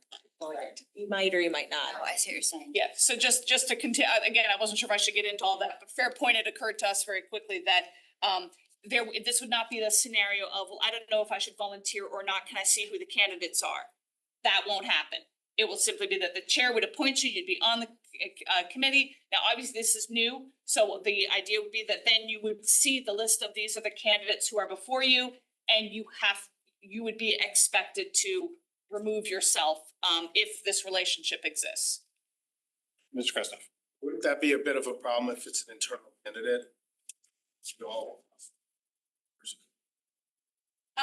Well, for example, and that's where I can only say that if the person, well, let's see. Well, no, because we made a real point of not having the word personal. That to us, that's where it could be your child's teacher. So the professional relationship, I work with this person, the family relation, we have a family relationship. So I don't think that should happen. Again, if it's your sister and she's applying, well then, yeah, you can't be on there. So versus, like if it was a principal of a school we were at, like that wouldn't be a conflict of interest. No. Okay. Well, look at it this way, probably that would be true of everyone who's serving on the committee, so, 100%, that's yeah. my concern. Yeah, no, that was not meant to be a disqualifying factor. Any board member that felt uncomfortable in that situation can absolutely voluntarily recuse themselves, contact the chairs, they appoint someone else to this hiring committee. Yeah, especially if you have a negative relationship, you might not be able to be fair, whatever the case may be. Mr. Eason. Just a quick question, and I apologize for not asking it. Is the spirit of this to recuse yourself from that individual interview and not the whole process? The whole process. So it's the spirit is the whole process. That's correct, because the idea of committing to a hiring committee, you are there for the duration. That's an answer. Okay. Thank you. So again, this is the first read. This will be on our agenda on the 24th. And up to you for the chair, if this is a single vote or if we have to do it separate, I didn't think I needed to submit them as. I think we can do it as a single vote. Yeah. As long as it's, as outlined in enclosure, whatever. Except the lowercase d. Sure. Superintendent's report. Just a few things. First of all, last week, as you're all aware, Fairfield Public School students were recognized with the Superintendent and CABE Awards for their academic excellence and achievement. Celebration honored not only their success in the classroom, but also their leadership, creativity, and perseverance. I thank our dedicated staff, proud parents, and most of all, the incredible students for making it a night to remember. I thought it was great. And we have an amazing, talented group of students that were recognized. I'm sure those of you that were there would agree. The future is bright, as I said that. The future. We're pleased to share that Ward Principal Paul Cavanna has been named winner of this year's prestigious Connecticut Association of School Librarians Administrator Award, recognizing an administrator who has demonstrated exceptional support for improving media services within the school. Congratulations to Paul. Just information that the library, Fairfield Public Library wanted to share that the Fairfield Public Library Summer Reading Challenge will run from this Friday, June 13th to Saturday, August 9th, urging all students to read, attend events, and complete bonus activities to earn points and prizes. There's more information on the Fairfield Public Library website for them. They're gonna come, we've asked them to come on, they were not available to come tonight to be recognized, but we will be recognizing on the 24th, the Fairfield Ludlow baseball team for winning this year's FCIAC championship. They were the number 7 seed. They beat the number 2 seed, the number 1 seed en route. So it was a nice run throughout the FCX. So congratulations to the boys baseball team. As mentioned, Fairfield Ward baseball plays tomorrow in the semifinals of the Class LL. And unfortunately tonight, in a controversial ending, I received a text, Fairfield Ward softball lost in the semifinals to Ridgefield. Unfortunately, there was a controversy at the end of the game that I thought about. I just want to say tomorrow night, I want to say congratulations to all the graduates of the class of 2025.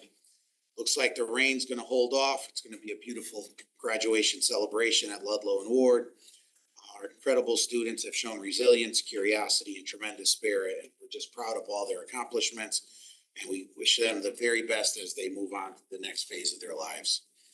And just for everybody who's still watching, last day of school tomorrow, I just want to wish the year comes to a close. Extend my gratitude to our staff whose passion and expertise and efforts are the foundation of our success. Inspire, challenge, and nurture our students every day. You did great. I also want to acknowledge all our families. Your commitment to your child's education is genuinely appreciated and essential to their success. This year has been filled with remarkable achievements, significant growth, countless moments of learning and connection, and your partnership is invaluable to all of us. Thank you. That is it. Any questions or comments on that? I added a town working group update to superintendent's report. Superintendent and I, along with Angela's Papa George and Jason Lee, went to a meeting, I believe on the 3rd, last Wednesday. Yep. At town hall of the working group. We did get at that time, as I updated the board, some early looks at potential configurations for both an expanded Dwight and a new build on the site. One of the interesting things was decision to look at building on the slope rather than putting it entirely on the upper fields. So maintaining some upper field space. I do see that the Eli Gazal from the town didn't put an update on it's there now on the town website. I checked 5 minutes ago.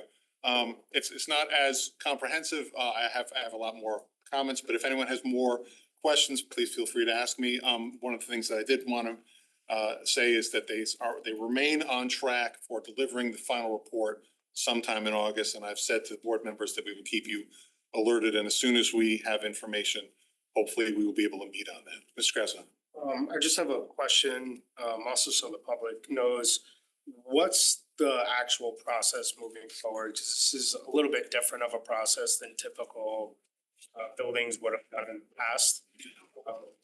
So this working group's now creating designs, but isn't that the committee normally does designs? And we already passed something. Is designs coming to us or an answer just coming to us? Like I don't know the process.